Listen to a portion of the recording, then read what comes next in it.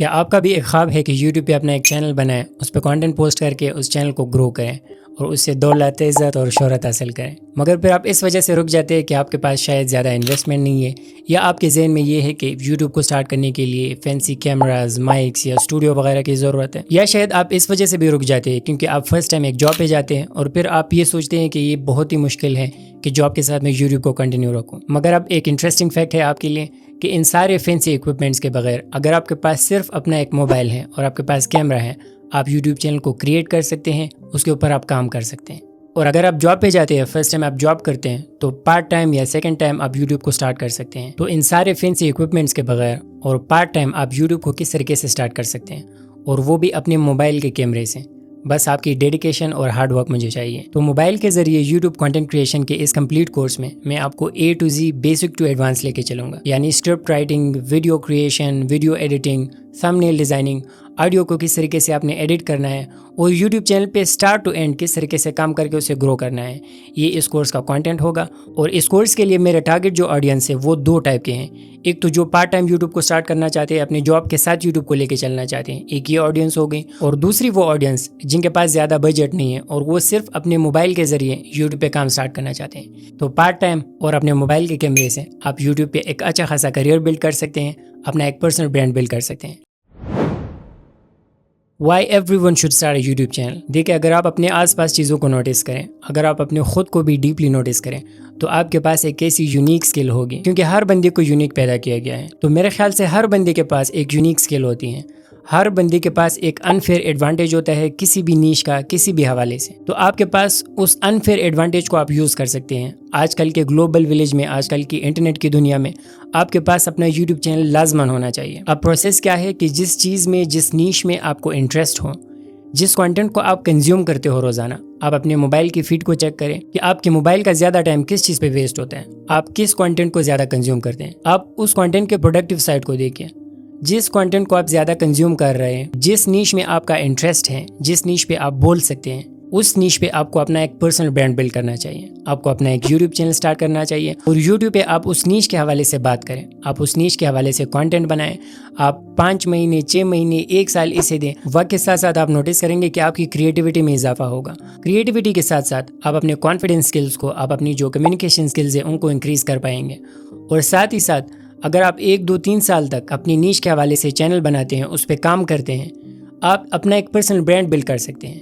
इसे आप मोनेटाइज कर सकते हैं, इसके थ्रू आप अर्निंग कर सकते हैं। तो इस वजह से आजकल के इस डिजिटल दौर में जो हमारे अक्सर बंदे जो कि अपनी 20s में हैं, मैं उन सब को रेकमेंड करूंगा कि अगर वो फील करते हैं कि उन्हें यूट्यूब पे आना चाहिए, उनके पास एक अनफेयर एडवांटेज है या एक ऐसी स्किल है जिसमें वो इंटरेस्टेड हैं, मैं उनको लाजमन रेकमेंड करूंगा कि वो अपना एक यूट्यूब चैनल बनाएं, उस पर कंटेंट पोस्ट करें। अब देखिए, अक्सर लोग कहते हैं कि कंपटीशन बहुत ज़्यादा है। कंपटीशन है यूट्यूब पे।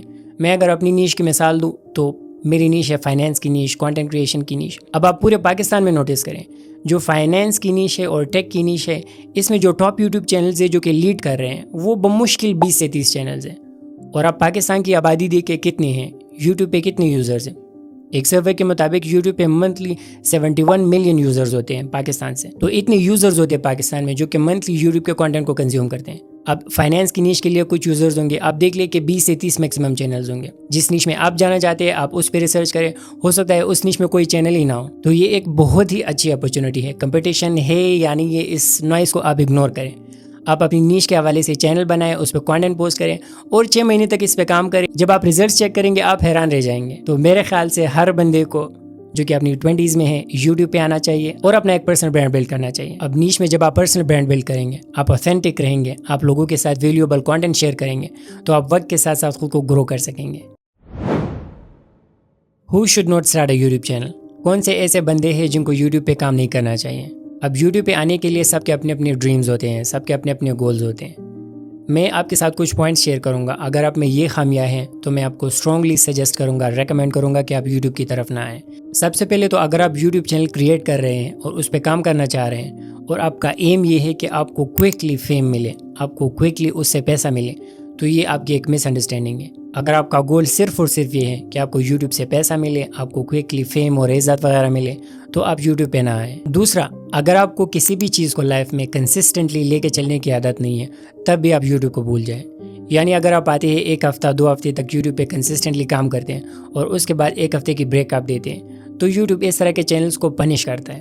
तो अगर आपके माइंड में, आपके रूटीन में कंसिस्टेंसी वाला आंसर नहीं है, तो आपको यूट्यूब की तरफ नहीं आना चाहिए। तो कंसिस्टेंटली अगर आप एक नीश पे, एक कंटेंट पे काम नहीं कर सकते हैं और ज़्यादा लंबे अरसे तक काम नहीं कर सकते हैं, तो आपको यूट्यूब की तरफ नहीं आना चाहिए। तीसरा, अगर आपको ये नहीं पता कि आपको वीडियोस किस नीश पे बनानी चाहिए, आपकी नीश क्या है, आपका अनफेयर एडवांटेज क्या है, आपको किस नीश में इंटरेस्ट है, किस चीज़ को आप पसंद करते हैं, अगर आपको ये नहीं पता तो आपको ब्लाइंडली यूट्यूब पे नहीं आना चाहिए। जो सबसे बुनियादी शर्त है वो ये है कि आप पहले इस चीज़ को आइडेंटिफाई कर लें कि आपका पैशन, आपका इंटरेस्ट, आप किस कंटेंट को कंज्यूम करते हैं, इसका आपको पता होना चाहिए। जब तक आपको अपनी नीश पता ना हो, आप यूट्यूब पे कभी भी जंप ना करें। अगर आप ऐसा करते हैं तो फिर इसका रिजल्ट क्या होगा?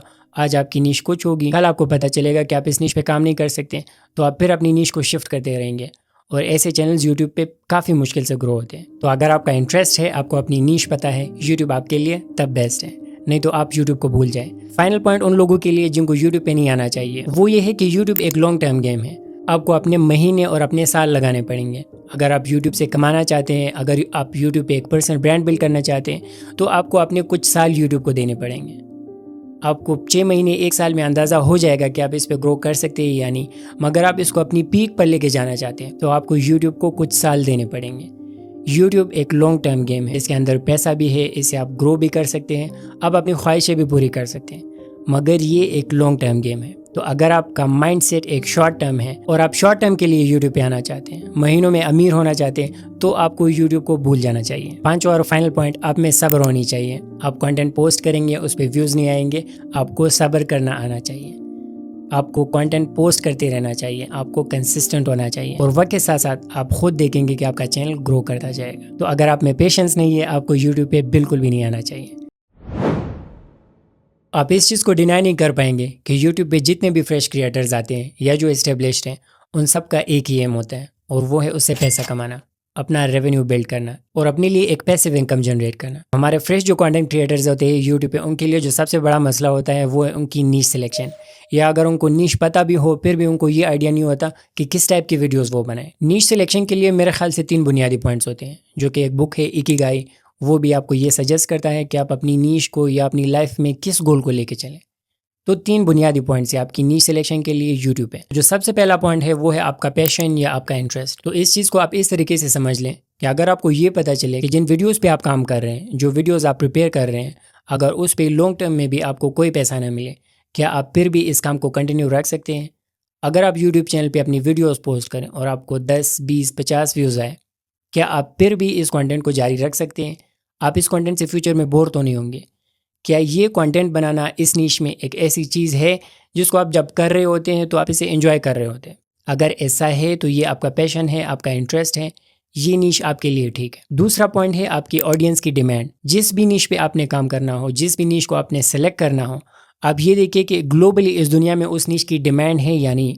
जनरली हर नीश की डिमांड होती है। लेट्स से आप डिजिटल मार्केटिंग की फील्ड में आना चाह रहे हैं, आप व्लॉगिंग की फील्ड में आना चाह रहे हैं, आप कंटेंट राइटिंग की फील्ड में आना चाह रहे हैं, आप एआई की फील्ड में आना चाह रहे हैं, आप एक सॉफ्टवेयर इंजीनियर हैं, जो भी आपकी फील्ड है, जो भी फील्ड आपने सेलेक्ट करनी हो, आप उसे चेक करें कि उस नीश के हवाले से ऑडियंस मौजूद है, लोग उसे वॉच करते हैं या नहीं। तीसरा और मोस्ट इंपॉर्टेंट पॉइंट, अगर आप अपनी नीश सेलेक्ट कर रहे हो, वो है मोनेटाइजेशन पोटेंशियल।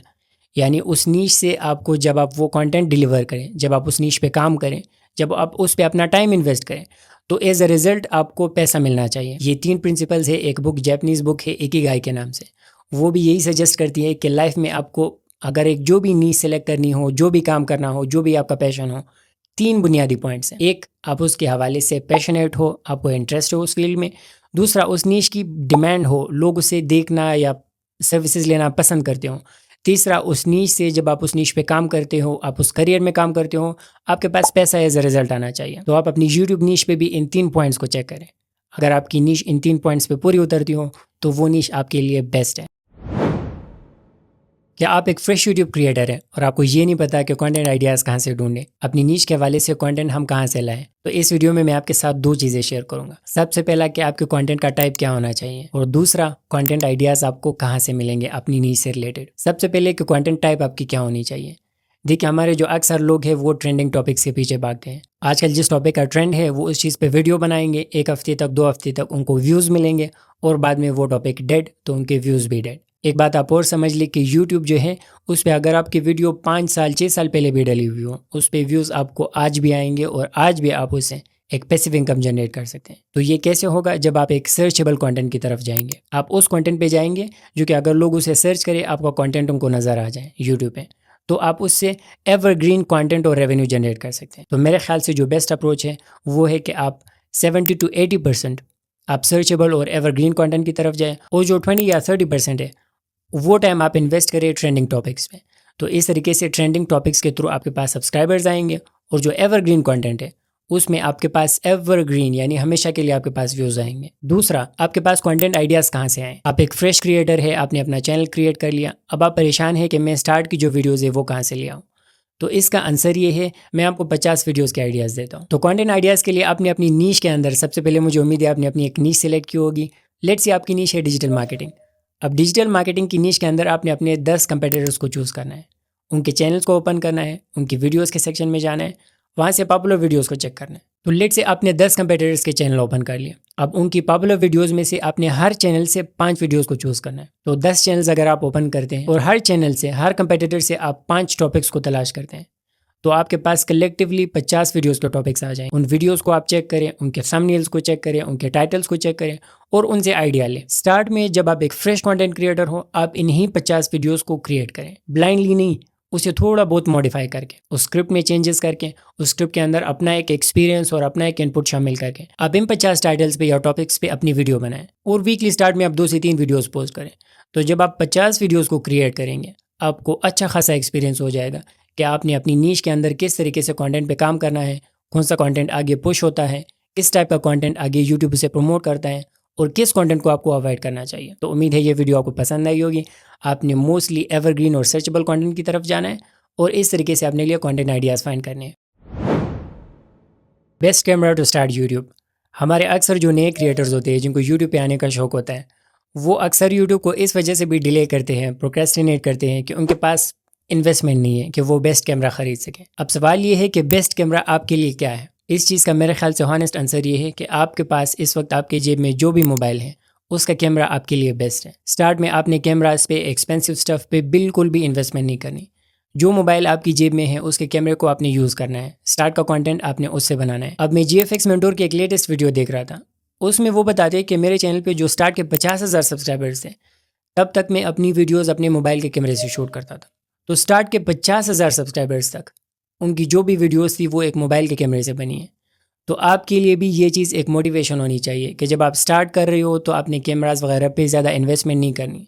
जो आपके पास मोबाइल है, चूँकि ये कोर्स भी मोबाइल कंटेंट क्रिएशन के हवाले से, आपने अपने मोबाइल के कैमरे को यूज़ करना है। ये वीडियो जिसे आप देख रहे हैं अपने मोबाइल्स पे, ये भी एक मोबाइल के कैमरे से रिकॉर्ड हो रही है। मैं आपको अपनी एग्जांपल देता हूँ। जब मैंने अपनी लाइफ की पहली वीडियो रिकॉर्ड की तो उस वक्त ना मेरे पास एक ट्राइपॉड था, ना मेरे पास कोई माइक था, कोई भी माइक नहीं था मेरे पास। और उस वक्त जो मोबाइल मेरे पास था वो था क्यू मोबाइल और वर्जन था Z14 मेरे ख्याल से मॉडल।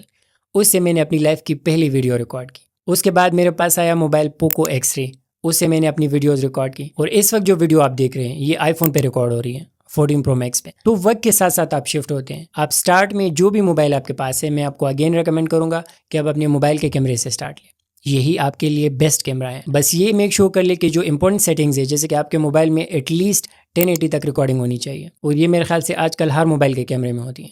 तो 1080 तक अगर आपके मोबाइल में वीडियोस रिकॉर्ड होती है, यही आपके लिए बेस्ट कैमरा है। आप इसी से अपनी यूट्यूब चैनल को स्टार्ट करें, वक्त के साथ साथ आप खुद इसे अपग्रेड करते जाएंगे। तो स्टार्ट का जो माइक था वो मेरा था बोया माइक, जो कि तकरीबन 2500 का था। बाद में मैंने इसे अपग्रेड किया, मैं मोरबी के माइक्स पे गया जो कि ब्लूटूथ माइक्स थे और तकरीबन 5000 उनकी प्राइस है। अब मैं जो वीडियोस रिकॉर्ड कर रहा हूँ, इस माइक की तकरीबन जो सेटअप कॉस्ट है वो मुझे 100K में पड़ी। Best under budget mics for YouTube. अक्सर नए क्रिएटर्स का ये सवाल होता है कि मैं एक फ्रेश क्रिएटर हूँ और मैं यूट्यूब पे आना चाह रहा हूँ, माइक के हवाले से मैं परेशान हूँ। तो देखिए, यूट्यूब के लिए अगर आपको यूट्यूब पे काम करना हो, आपकी ऑडियो की क्वालिटी बहुत ज़्यादा मैटर करती है और ये एक फैक्ट है। मगर ये मिथ ये है कि आपको अपनी ऑडियो रिकॉर्डिंग के लिए आपको लाखों के माइक्स की ज़रूरत होती है। ये एक मिथ है, इसका फैक्ट से कोई लेना देना नहीं है। अगर आप नए क्रिएटर हैं, आपने यूट्यूब पे आना है, तो मैं आपको स्टार्ट में एक ही माइक रेकमेंड करूँगा जो कि है बोया का वर्ड माइक। मैंने भी अपना स्टार्ट उस माइक से लिया था। ये माइक तकरीबन आपको 2500 तक का मिल जाता है और इस माइक से आपकी जो ऑडियो है वो क्वालिटी की रिकॉर्ड होती है। बाद में आप अपनी जो रिकॉर्डेड ऑडियो है उसे बाद में एडिट भी कर सकते हैं, उसे इन्हेंस भी कर सकते हैं। तो अगर आप एक फ्रेश क्रिएटर है, अपनी ज़्यादा इन्वेस्टमेंट किसी भी माइक में नहीं करनी। स्टार्ट में आप अपनी एक्सपीरियंस के लिए बोया कि इस माइक को बाय करें और इसके साथ अपने एक्सपीरियंस को चेक करें। ऑडियो जब आप इसे रिकॉर्ड करें उसे आप एडिट भी कर सकते हैं। इसके लिए मेरी आने वाली एक वीडियो है, आप उसे चेक कर लें। तो ये माइक सस्ता भी है और अंडर बजट भी है और इसकी क्वालिटी काफ़ी अच्छी होती है। मैं आपको एज अ फ्रेश क्रिएटर अगर अपनी मिसाल दूँ, मेरी जो पहली वीडियो थी उसमें मेरे पास कोई भी माइक नहीं था और मैं बिना माइक के अपनी वीडियोस रिकॉर्ड करता था। मेरे पास कोई ट्राइपॉड नहीं था। फिर जब बाद में मैं यूट्यूब चैनल पे आया तो मैंने स्टार्ट एक बोया के माइक से लिया जो कि वायर्ड माइक था। बाद में मोरवी एक कंपनी हो, उसके ब्लूटूथ माइक्स मैंने लिए। आप रॉड के ब्लूटूथ माइक ले सकते हैं। और अब जो मैं वीडियोस रिकॉर्ड कर रहा हूँ वो रॉड के इस पॉड माइक से रिकॉर्ड होती है। तो आपने ग्रेजुअली अपग्रेड करते जाने हैं। अगर आप एक चीज़ को टेस्ट कर रहे हैं, अगर आप यूट्यूब की तरफ आ रहे हैं, एक फ्रेश क्रिएटर है, आप स्टार्ट में ज़्यादा इन्वेस्टमेंट ना करें। आप 3, 4, 6 महीने बोया कि इस माइक के साथ अपने काम को चलाएं। जब आपको आइडिया हो जाए कि YouTube आपके लिए है, आप यहाँ पे ग्रो कर सकते हैं, बाद में आप इन चीज़ों को अपग्रेड कर सकते हैं। ना ये कि आप स्टार्ट में इन माइक्स पे इन्वेस्टमेंट कर ले और बाद में आपको पता चले कि YouTube आपके लिए है ही नहीं, तो आपकी इन्वेस्टमेंट सारी तकरीबन डूब जाएगी। तो स्टार्ट में अगेन अगर आप एक फ्रेश क्रिएटर हैं, आप बोया कि इस माइक से स्टार्ट ले, मैं उसे मेंशन कर दूंगा और बाद में जब आपको एक्सपीरियंस हो जाएगा आप इसे अपग्रेड कर सकते हैं। अपनी ऑडियो पे भी आप इन्वेस्ट कर सकते हैं। Best lighting setup for beginners. आप एक फ्रेश क्रिएटर है, आप यूट्यूब पे आना चाह रहे हैं मगर अपनी लाइटिंग के हवाले से कंफ्यूज है। तो स्टार्ट में देखिए आपके पास 2 से 3 ऑप्शंस होते हैं। सबसे पहले अगर आप एक फ्रेश क्रिएटर है तो आप या तो घर में स्टार्ट ले सकते हैं या बाहर आउटडोर आपने अपनी रिकॉर्डिंग करनी है। तो या तो आपने आउटडोर जाना है या आपने इंडोर रिकॉर्डिंग करनी है। अगर आपके पास इन्वेस्टमेंट नहीं है, आपके पास बजट नहीं है लाइट्स के लिए, तो आप बाहर किसी भी पार्क वगैरह में अपनी वीडियोस की रिकॉर्डिंग आराम से कर सकते हैं और इसकी क्वालिटी भी अच्छी खासी होती है क्योंकि सनलाइट जो कि नेचुरल लाइट होती है उसकी क्वालिटी काफ़ी अच्छी होती है। दूसरे ऑप्शन की तरफ आते हैं।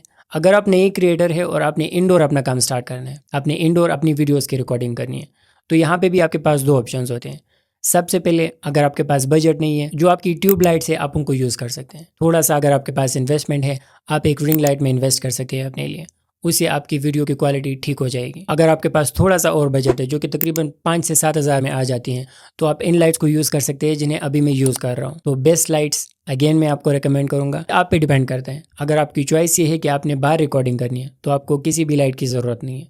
अगर आपकी चॉइस ये है कि आपने रात को लेट नाइट रिकॉर्डिंग करनी है तो फिर जाहिर है आपने किसी न किसी लाइट में इन्वेस्ट करना है जो कि ज़्यादा नहीं होती। आप एक रिंग लाइट में इन्वेस्ट कर सकते हैं जो कि तकरीबन आपको 1000, 1200 या 2000 की पड़ जाएगी और दराज से आप इसे आराम से मंगवा सकते हैं। थोड़ा सा और बजट आपके पास है, आपने इसमें इन्वेस्ट करना है, तो आप इन लाइट्स को यूज़ कर सकते हैं जिन्हें अभी फिलहाल मैं यूज़ कर रहा हूँ। ज़्यादा बजट है तो आप और भी एक्सपेंसिव लाइटिंग में इन्वेस्ट कर सकते हैं जो कि मैं बिल्कुल भी रिकमेंड नहीं करता। और अगर आपके पास बिल्कुल ज़ीरो इन्वेस्टमेंट है, आपने फिर भी यूट्यूब पे आना है, तो फिर मैं आपको ये रिकमेंड करूँगा कि आप जो अपने घर की नॉर्मल लाइट्स है आप उसमें अपनी वीडियोस को रिकॉर्ड कर लें और बाद में जब आप एडिटिंग कर रहे हो तो आप वहाँ पे जो आपकी लाइट्स की क्वालिटी है उसे आप इम्प्रूव कर सकते हैं। बाद में जाहिर है अगर आपको ये पता चल जाए, ये चीज़ यूट्यूब आपके लिए क्लिक कर जाए, तो आप एक अच्छी सी लाइट्स में इन्वेस्ट कर सकते हैं।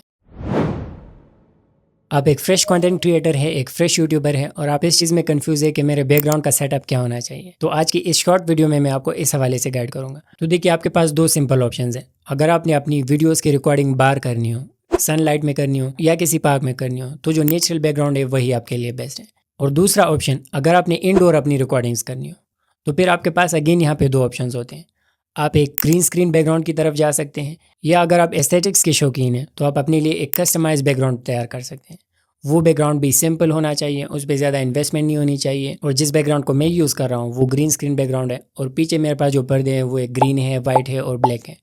फिलहाल मैं ग्रीन को यूज़ कर रहा हूँ। इसकी छोटी सी वीडियो भी मैं यहाँ पे लगा दूंगा, आप इसे चेक कर लें। तो आपके पास 2 से 3 ऑप्शंस हैं। आउटसाइड अगर आपने रिकॉर्डिंग करनी हो तो नेचुरल बैकग्राउंड, घर में या स्टूडियो में आपने रिकॉर्डिंग करनी हो 2 ऑप्शंस है आपके पास। आप ग्रीन स्क्रीन की तरफ मूव कर सकते हैं, 2 से 3 हज़ार में आपके पास एक ग्रीन स्क्रीन आ जाती है। या अगर आप एस्थेटिक्स के शौकीन हो तो आप अपने लिए एक कस्टमाइज्ड बैकग्राउंड है वो तैयार कर सकते हैं। क्या आप एक फ्रेश यूट्यूबर है, एक फ्रेश कंटेंट क्रिएटर है और इस चीज़ के हवाले से परेशान है कि मैं अपने स्क्रिप्ट कैसे लिखूं, स्क्रिप्ट के आइडियाज़ मैं कहाँ से ले आऊँ, तो इस वीडियो में हम स्क्रिप्ट राइटिंग के बारे में जानेंगे। जो नए क्रिएटर्स होते हैं उनके लिए जो सबसे बड़ा चैलेंज होता है वो यही होता है क्योंकि उनकी वीडियोस की जो स्क्रिप्ट होती है वो इंगेजिंग नहीं होती, वो उन यूज़र्स को टारगेट नहीं करती, ठीक से उन्हें हुक नहीं करती। तो नए क्रिएटर्स के लिए इस चीज़ को समझना बहुत ही इंपॉर्टेंट है कि आप जब अपनी स्क्रिप्ट लिख रहे हो, आपकी स्क्रिप्ट का सबसे पहला जो पार्ट है 5 से 10 सेकेंड्स तक या 3 से 5 सेकेंड्स तक, जो पहला सेंटेंस है आपका जिसे हुक कहते हैं, उसे काफ़ी इंगेजिंग होना चाहिए उसके बाद फिर मेरे ख्याल से जो आपके 30 सेकेंड्स है या जो आपका पहला मिनट है उसे आपने इंगेजिंग रखना है, उसकी एडिटिंग आपने ठीक से करनी है, अपने यूज़र को ठीक तरीके से टारगेट करना है, उसे इंगेज रखना है। तो आप स्क्रिप्ट किस तरीके से लिख सकते हैं, एक फॉर्मेट है, पहले आपने अपने हुक पे काम करना है, उसके बाद अपनी वीडियो को पार्ट्स में डिवाइड करना है, पहला मिनट, फिर बाकी 2 मिनट्स, फिर बाकी 3 मिनट जब आप एडिटिंग कर रहे हो, और इसको बारी बारी आपने चेक करना है। अब ये तो पहला पार्ट हो गया कि हमारा जो स्क्रिप्ट है वो होना कैसा चाहिए, और दूसरा मोस्ट इंपॉर्टेंट पॉइंट कि हम स्क्रिप्ट लिखे कैसे, कहाँ से हम आइडियाज़ लिए। तो कुछ और मैं आपको आइडियाज़ दे देता हूँ। सबसे पहले, चूँकि ये आपकी नीश है, इसके हवाले से आपके पास एक नॉलेज होगा, आपका कुछ एक्सपीरियंस होगा, तो आपका पर्सनल नॉलेज आपने शेयर करना है। आप गूगल पे ब्लॉग्स को पढ़ सकते हैं, आर्टिकल्स को आप देख सकते हैं, उनसे आप आइडिया ले सकते हैं। और मोस्ट इंपॉर्टेंटली आपने यूट्यूब पे जाना है, अपनी नीश से रिलेटेड इसी टॉपिक को सर्च करना है, इस टॉपिक पे आपने चंद वीडियोस को देख लेना है, इनसे भी आपको आइडिया हो जाएगा। इस पूरे नॉलेज को फिर आपने कंबाइन करना है। जब आप इसे कंबाइन करेंगे, आपने अपनी वीडियो को बाकी क्रिएटर से जिनकी वीडियो आपने देखी है उससे ज़्यादा करें, उसमें ज़्यादा इन्फॉर्मेशन दें और उनसे बेहतर बने। यूट्यूब पे ग्रो करने का फार्मूला यही है कि जिस कंटेंट पे आप वीडियो बना रहे हैं उस पे ज़ाहिर है बाकी लोगों ने वीडियोस बनाई होगी, तो आपकी वीडियो को यूट्यूब उस सूरत में पुश करेगा, उसे इनिशियल पुश उस वक्त देगा जब आपकी वीडियो उनसे बेहतर होगी, तभी यूट्यूब आपकी बाकी वीडियोस को भी प्रमोट करेगा। तो आपने बाकी क्रिएटर्स के टॉपिक से वीडियो से आइडिया लेना है, आपने गूगल पे ब्लॉग्स को सर्च करना है और आपने अपनी एक्सपीरियंस को भी स्क्रिप्ट में इंक्लूड करना है। और एक फाइनल चीज़ जो कि मैं खुद करता हूँ, जो मैं आपको रिकमेंड करूँगा, आपने इस तमाम डेटा को ला के फिर चैट जीपीटी को देना है। तो चैट जीपीटी का इनपुट भी आप ले लें, इन तमाम इनपुट्स को कंबाइन करके आपने अपनी फाइनल वीडियो के स्क्रिप्ट को प्रिपेयर करना है। तो इस तरीके से आपने अपनी वीडियोज़ के स्क्रिप्ट पे काम करना है और उससे बेहतर से बेहतर बनाना है। जो बाकी वीडियोज़ यूट्यूब पे पड़ी हुई है उनसे बेहतर आपने बनाना है, तभी आप अपनी वीडियोस को, अपने चैनल को आप ग्रो कर सकेंगे। क्या आप भी एक यूट्यूब चैनल पे काम करना चाहते हैं, एक पर्सनल ब्रांड बिल्ड करना चाहते हैं, मगर सिर्फ इस वजह से इस चीज़ को डिले कर रहे हैं कि आप इस बारे में फ़िक्रमंद है कि मैं कैमरे के सामने किस तरीके से आऊँगा, मैं बोलूँगा किस तरीके से कॉन्फिडेंस के साथ, और अपनी इस फियर की वजह से आप अपनी इस ड्रीम को स्टार्ट नहीं कर रहे हैं, तो ये वीडियो आपके लिए है। तो देखिए, ये एक फैक्ट है कि जो बंदा अपनी नीश में चाहे जितना भी एक्सपर्ट हो, अगर आप फर्स्ट टाइम उसे कैमरे के सामने लाएंगे और उसे कहेंगे कि इस टॉपिक पे बात करो, तो स्टार्ट में वो घबराएगा, उसे फियर भी महसूस होगी और वो स्टार्ट में नहीं बोल पाएगा। ये हम सब के साथ होता है। जो पब्लिक स्पीकिंग है, दुनिया में जो सबसे बड़ा फेयर है वो पब्लिक स्पीकिंग का है। और आप अगर किसी भी ऐसे बंदे को जो कि यूज टू नहीं है कैमरे के साथ बात करने का, या पब्लिक स्पीकिंग के साथ यूज टू नहीं है, तो फर्स्ट टाइम, अगर उसका फर्स्ट टाइम है, वो स्टार्ट में घबराएगा, वो स्टार्ट में गिरेगा और उस गिरने से ही उसने सीखना होता है। तो ये जो फियर है, अगर कोई अपनी नीश में एक्सपर्ट है और वो भी कैमरे के सामने बात करेगा, स्टार्ट में वो भी घबराएगा। ये जो फेयर है ये एक नॉर्मल फेयर है जो कि हर बंदे को होता है। अब असल सवाल ये है कि इस फेयर की वजह से आपने अपने इस ड्रीम पे, इस कंटेंट क्रिएशन पे काम ही नहीं करना, या आपने अपने इस ड्रीम पे काम करना है और इस फेयर को ओवरकम करना है। तो आज की वीडियो इसी हवाले से है और मैं आपको इसी हवाले से गाइड करूंगा कि किस तरीके से कॉन्फिडेंटली अपने कैमरे के सामने बात करनी है। सबसे पहले अगेन इस चीज़ को समझ लें, आप अपनी नीश के हवाले से जितने भी कंटेंट क्रिएटर्स को आप यूट्यूब पे देखेंगे, मेरी नीश है लेट से फाइनेंस की, टेक की, तो मेरी नीश के हवाले से चंद क्रिएटर्स को जो कि टॉप लेवल के क्रिएटर्स हैं, उनको मैंने खुद भी देखा हुआ है। वो भी जब अपनी वीडियोस रिकॉर्ड करते हैं तो वो भी अटकते हैं, उनको भी मसला होता है। वो भी जो अपना स्क्रिप्ट है या जो अपने सेंटेंसेस है उन्हें रिपीट करते हैं, उनकी ऑडियोज़ की, उनकी वीडियोज़ की भी एडिटिंग होती है, और जो यूजलेस स्लिप्स होते हैं या जो मिस्टेक्स होती है उन्हें रिमूव किया जाता है। मैं अगर इस वीडियो में बात कर रहा हूँ तो इस वीडियो में मैं भी अटकता हूँ, इस वीडियो में मुझसे भी बहुत सारे मिस्टेक्स होते हैं। एडिटिंग में इन मिस्टेक्स को फिर रिमूव किया जाता है और जो फाइनल प्रोडक्ट होता है वो आपके सामने पेश किया जाता है। तो चाहे मैं अपनी मिसाल दूँ या अपनी नीश के अंदर एस्टेब्लिश क्रिएटर्स की मिसाल दूँ, सब अटकते हैं। सब जब कैमरे के सामने बोलते हैं वो सब मिस्टेक्स करते हैं। फ़र्क ये है कि जब वो कॉन्स्टेंटली प्रैक्टिस करते हैं, वो वीडियोज़ बनाते हैं, वो यूज टू हो जाते हैं, वो अपनी इन गलतियों को, अपनी इस फेयर को कम से कम कर लेते हैं। और यही मैं आपको भी सजेस्ट करूँगा, आपने हल की तरफ जाना है। आपने विदाउट एनी फेयर कैमरे के सामने बात करनी है। इसे आप किस तरीके से कर सकते हैं, तो हम हल की तरफ आते हैं। तो आपने कैमरे के सामने आना है, पहला स्टेप यही है। आपने कैमरे के सामने अपनी रिकॉर्डिंग्स करनी है, उन्हें चेक करना है, उसे इम्प्रूव करना है, आपने अटकना है, आपने मिस्टेक्स करनी है। उन मिस्टेक्स को जब आप बार बार करेंगे, इस तरीके से आप फाइनली अपनी जो स्पीकिंग स्किल्स हैं उन्हें इम्प्रूव कर सकेंगे। तो there is only one solution, और वो ये है कि आपने प्रैक्टिस करनी है। आपने कैमरे के सामने आना है, अपने रिकॉर्ड करना है, बार बार रिकॉर्ड करना है। इसी तरीके से आप जो परफेक्शन है उसके करीब जा सकते हैं। तो समरी क्या हुई हमारी, अगर आप एक फ्रेश क्रिएटर हैं, आप इस वजह से यूट्यूब को स्टार्ट नहीं कर रहे कि मैं कैमरे पे बात किस तरीके से करूं। भाई, जब तक कैमरे के सामने नहीं आओगे, जब तक अपनी वीडियोस रिकॉर्ड नहीं करोगे, मिस्टेक्स नहीं करोगे, उन पे काम नहीं करोगे, उनको इम्प्रूव नहीं करोगे, जब तक अटकोगे नहीं, तब तक आपका ये फेयर कहीं भी नहीं जाने वाला, तब तक ये फेयर आपको रोकेगा यूट्यूब पे आने से। So there is only one solution, आप कैमरे के सामने आए, आप मिस्टेक्स करें, आप सीख जाएंगे। क्या आप भी एक फ्रेश यूट्यूब कंटेंट क्रिएटर हैं और अपनी नीश के अंदर जो एस्टेब्लिश क्रिएटर्स हैं उनको देख के घबरा रहे हैं और उनकी फॉलोइंग को, उनकी व्यूज़ को देखकर आपका दिल ही नहीं कर रहा कि अपनी नीश पे काम करें, क्योंकि इनकी वीडियोस के व्यूज़ लाखों में होते हैं और आपके 100 भी नहीं होते। अब मैं अगर अपनी मिसाल दूं, मैं जिस नीश पे काम कर रहा हूं वो है टेक और फाइनेंस की नीश। तो मेरा जो एक कंपेटिटर है वो लेट से HBS सर्विसेज है। अब अगर मैं इस लॉजिक के साथ चलूँ कि HBS सर्विसेज के तो इस वक्त 2 मिलियन प्लस सब्सक्राइबर्स है और मेरे सब्सक्राइबर्स बमुश्किल 200 भी नहीं है, तो इस फेयर की वजह से क्या मैं ये कहूँगा कि भाई नहीं, ये तो बहुत ही मुश्किल है मेरे लिए ग्रो करना और मैं काम ही नहीं करूँगा। तो इस वीडियो में मैं आपके साथ 4 बिगेस्ट एडवांटेजेस शेयर करूँगा जो कि यूट्यूब फ्रेश क्रिएटर्स को रिवॉर्ड करते हैं। तो जो सबसे बड़ा फायदा होता है वो एक फ्रेश कंटेंट का होता है, यानी आप जिस भी कंटेंट पे वीडियो बनाएंगे उस कंटेंट पे आप नोटिस करेंगे कि यूट्यूब पे ऑलरेडी वीडियोस पड़ी होंगी, तो जो आपकी वीडियो जाएगी वो लेटेस्ट वीडियो होगी और यूट्यूब का एल्गोरिथम फ्रेश कंटेंट को प्रमोट करता है। तो एक नए क्रिएटर का एक सबसे बड़ा फायदा ये है, चाहे लेट्स से आपके कंपेटिटर के 1 मिलियन सब्सक्राइबर्स हो, तो अगर उसने एक कोर्स की वीडियो बनाई होगी और उस कोर्स की वीडियो लेट्स से 1 साल 2 साल पुरानी होगी या 4 महीने या 5 महीने पुरानी होगी, आप अगर उसी कोर्स पे उसी टॉपिक पे वीडियो बनाएंगे तो आपकी वीडियो आज की वीडियो होगी, आपकी वीडियो कुछ दिन पुरानी होगी, आपका कंटेंट फ्रेश होगा और यूट्यूब अगेन मैं कह रहा हूँ फ्रेश कंटेंट को पसंद करता है, उसे प्रमोट करता है। ये एक सबसे बड़ा एडवांटेज है एक फ्रेश कंटेंट क्रिएटर के लिए। दूसरा, अगर आप एक फ्रेश कंटेंट क्रिएटर है तो आपके पास अनलिमिटेड कंटेंट आइडियाज है आपकी नीश से रिलेटेड। लेट से आपकी नीश है टेक की नीश, आपकी नीश है फाइनेंस की नीश, तो फाइनेंस की नीश से रिलेटेड आपने अपने कंपेटिटर्स के चैनल को ओपन करना है। एक एज अ फ्रेश क्रिएटर आपको ये आइडिया हो जाता है कि अगर मैं अपने कंपेटिटर्स के चैनल को देख लूँ, उनके लिए कौन सी वीडियोज़ और उन वीडियोस का कौन सा फॉर्मेट, टाइटल्स, थंबनेल्स वो काम करते हैं। तो एज अ फ्रेश क्रिएटर आपको ये आइडिया ईजिली हो जाता है कि किस तरीके के कंटेंट पे मैं काम करूँ, किस तरीके का मेरा स्क्रिप्ट होना चाहिए और कौन सा कंटेंट ऐसा है जो कि ऑलरेडी उसे यूट्यूब प्रमोट कर रहा है। तो आप आसानी से उस कंटेंट को रेप्लिकेट कर सकते हैं, उससे मॉडिफाई कर सकते हैं और यूट्यूब पे ग्रो कर सकते हैं। तो आपने क्या काम करना है, जिस टॉपिक पे आप वीडियो बना रहे हैं अपने कंपेटिटर के चैनल पे जाए, उस वीडियो को देख ले जो कि ऑलरेडी बनी होगी, उस वीडियो के स्क्रिप्ट से आप आइडिया ले और उस वीडियो में कुछ वैल्यू एडिशन करें, उसमें अपना एक पर्सनल एक्सपीरियंस शेयर करें। जब आप उस क्रिएटर से बेहतर वीडियो बनाएंगे तो इस चीज़ के काफ़ी चांसेस है कि यूट्यूब आपके कंटेंट को प्रमोट करेगा। और यही हमारा तीसरा सबसे बड़ा एडवांटेज है नए यूट्यूबर्स के लिए। देखिए, अगर आप एक फ्रेश कंटेंट क्रिएटर है तो आपको ये आइडिया हो जाएगा कि जो आपके स्टार्ट के व्यूज़ हैं वो यूट्यूब की रिकमेंडेशन से आते हैं, यानी ब्राउज फीचर से। मैं खुद जब अपनी एक नई वीडियोस बनाता हूँ तो जो ज़्यादा व्यूज़ आते हैं वो यूट्यूब के ब्राउज फीचर से आते हैं, यानी यूट्यूब मेरी वीडियो को लोगों के होम पेज पे सजेस्ट करता है, यूट्यूब रिकमेंडेशंस में मेरी वीडियो भेजता है।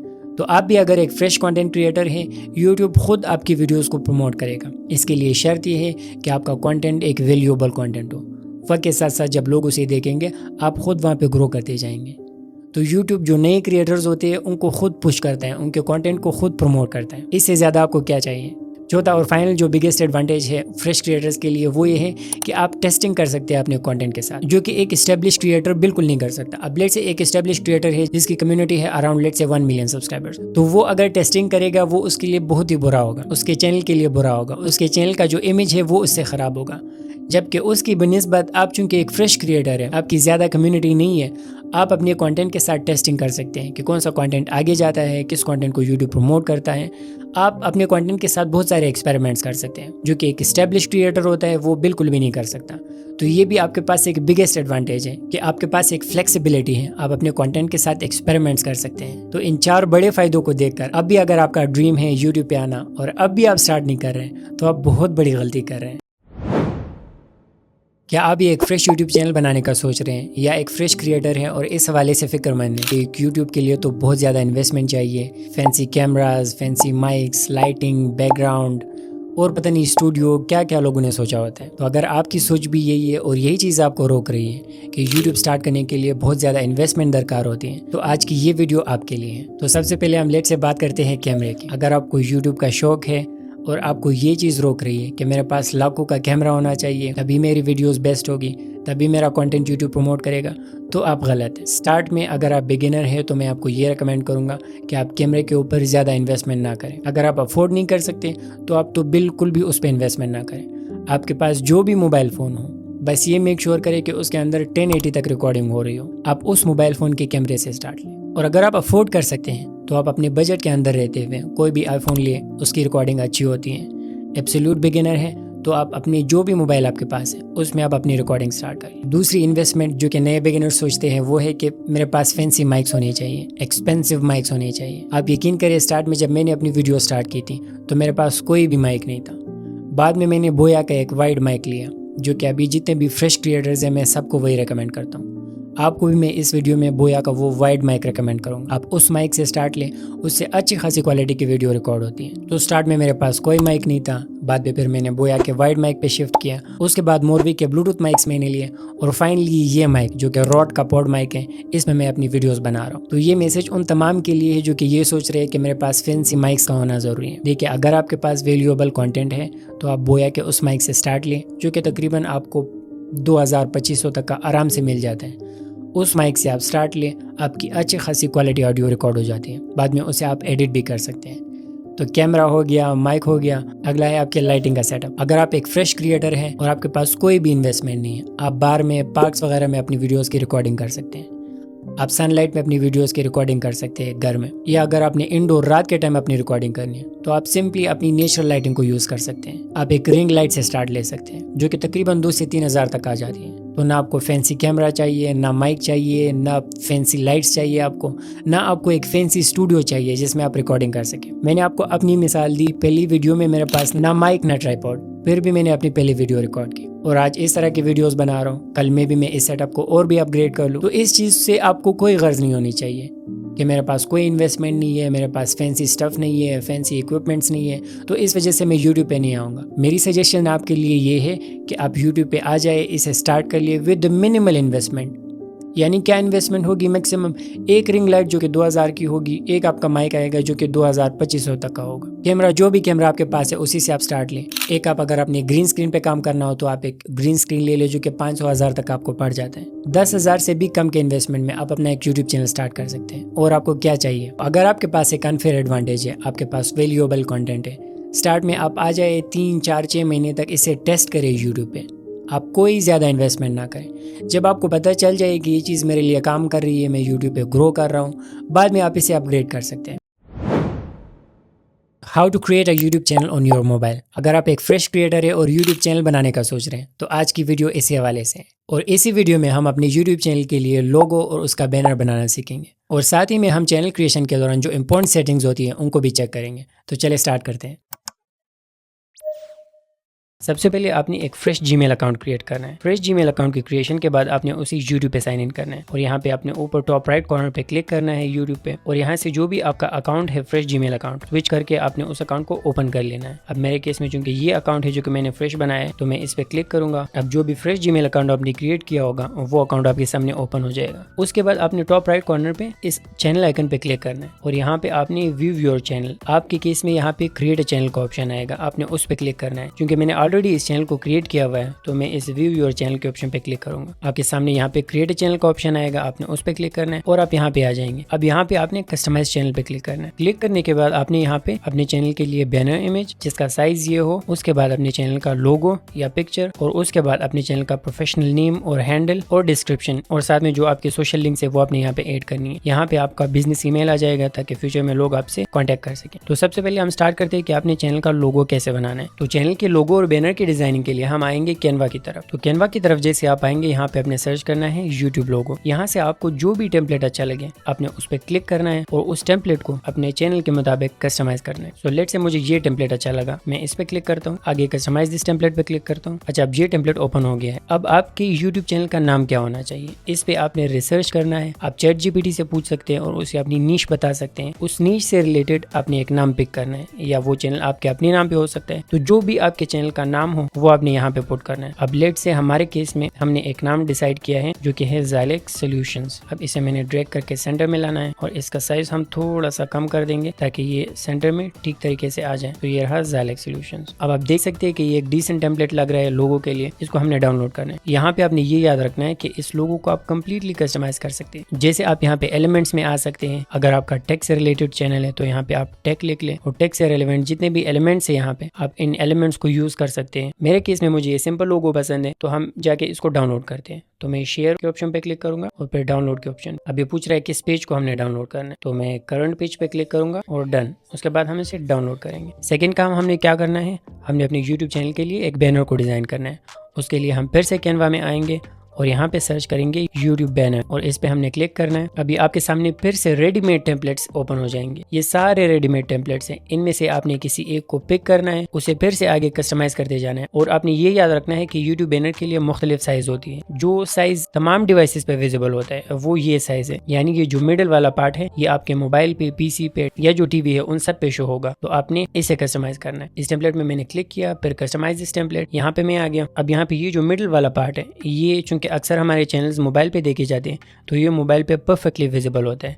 अब यहाँ पे हमने इसको क्विकली कस्टमाइज करना है, तो मैं लिखूंगा Xilinx सॉल्यूशंस। यहाँ पे मैं कहता हूँ क्वालिटी टेक वीडियोस या quality finance videos, let's say. अब दैट्स इट। यहाँ पे आप अपनी पिक्चर को इंपोर्ट कर सकते हैं या जो हमारा लोगो था हम उसे भी यहाँ पे इंपोर्ट कर सकते हैं। अब यहाँ पे आपने अपने बैनर को भी डाउनलोड करना है, अपनी शेयर के बटन पे क्लिक करना है और PNG में इसकी सेटिंग्स को सेम रखना है, PNG में इसे भी डाउनलोड करना है। अच्छा, तो अब हमारे चैनल का नाम डिसाइड हो गया है, हमारे चैनल का लोगो हमने डिज़ाइन कर लिया है, बैनर भी हमने डिज़ाइन कर लिया है। चैनल के नाम को सबसे पहले तो चैनल का नाम जैसे है Xilinx सॉल्यूशंस। चैनल के नाम के लिए आपने ये याद रखना है नाम आपका एक प्रोफेशनल और शॉर्ट से शॉर्ट नाम हो। अगर आप एक पर्सनल ब्रांड की तरफ जा रहे हो तो आप अपने नाम से स्टार्ट कर सकते हैं, नहीं तो एक शॉर्ट प्रोफेशनल नाम को आप चूज कर सकते हैं। उसके बाद अपने हैंडल पे क्लिक करना है। आपके चैनल का जो हैंडल है वो यूनिक होना चाहिए, क्योंकि आपके चैनल की जो पहचान है वो आपके हैंडल से ही होगी। अगर फ्यूचर में लोग आपको मेंशन करेंगे तो आपके हैंडल से करेंगे, तो हैंडल को भी अपने शॉर्ट से शॉर्ट और प्रोफेशनल रखना है। मेरे केस में ये चैनल का नाम है और ये चैनल का यूजर नेम है। तो नाम के बाद हम आते हैं अपने चैनल के पिक्चर की तरफ, यानी लोगो की तरफ। तो लोगो को हमने डाउनलोड किया था, उसे हम यहाँ पे अपलोड करते हैं। तो मैं अपलोड पे क्लिक करूंगा और ये हमारा लोगो था, इस पे मैं क्लिक करूंगा। अब ये देखिए Xilinx सॉल्यूशंस, ये लोगो मैं डन पे क्लिक करूंगा और ये लोगो आपका अपलोड हो जाएगा। उसके बाद हम बैनर की तरफ आते हैं, मैं फिर से क्लिक करूंगा बैनर पे। अब यहाँ पे आप देख सकते हैं कि ये जो व्यूएबल ऑन ऑल डिवाइसेज है,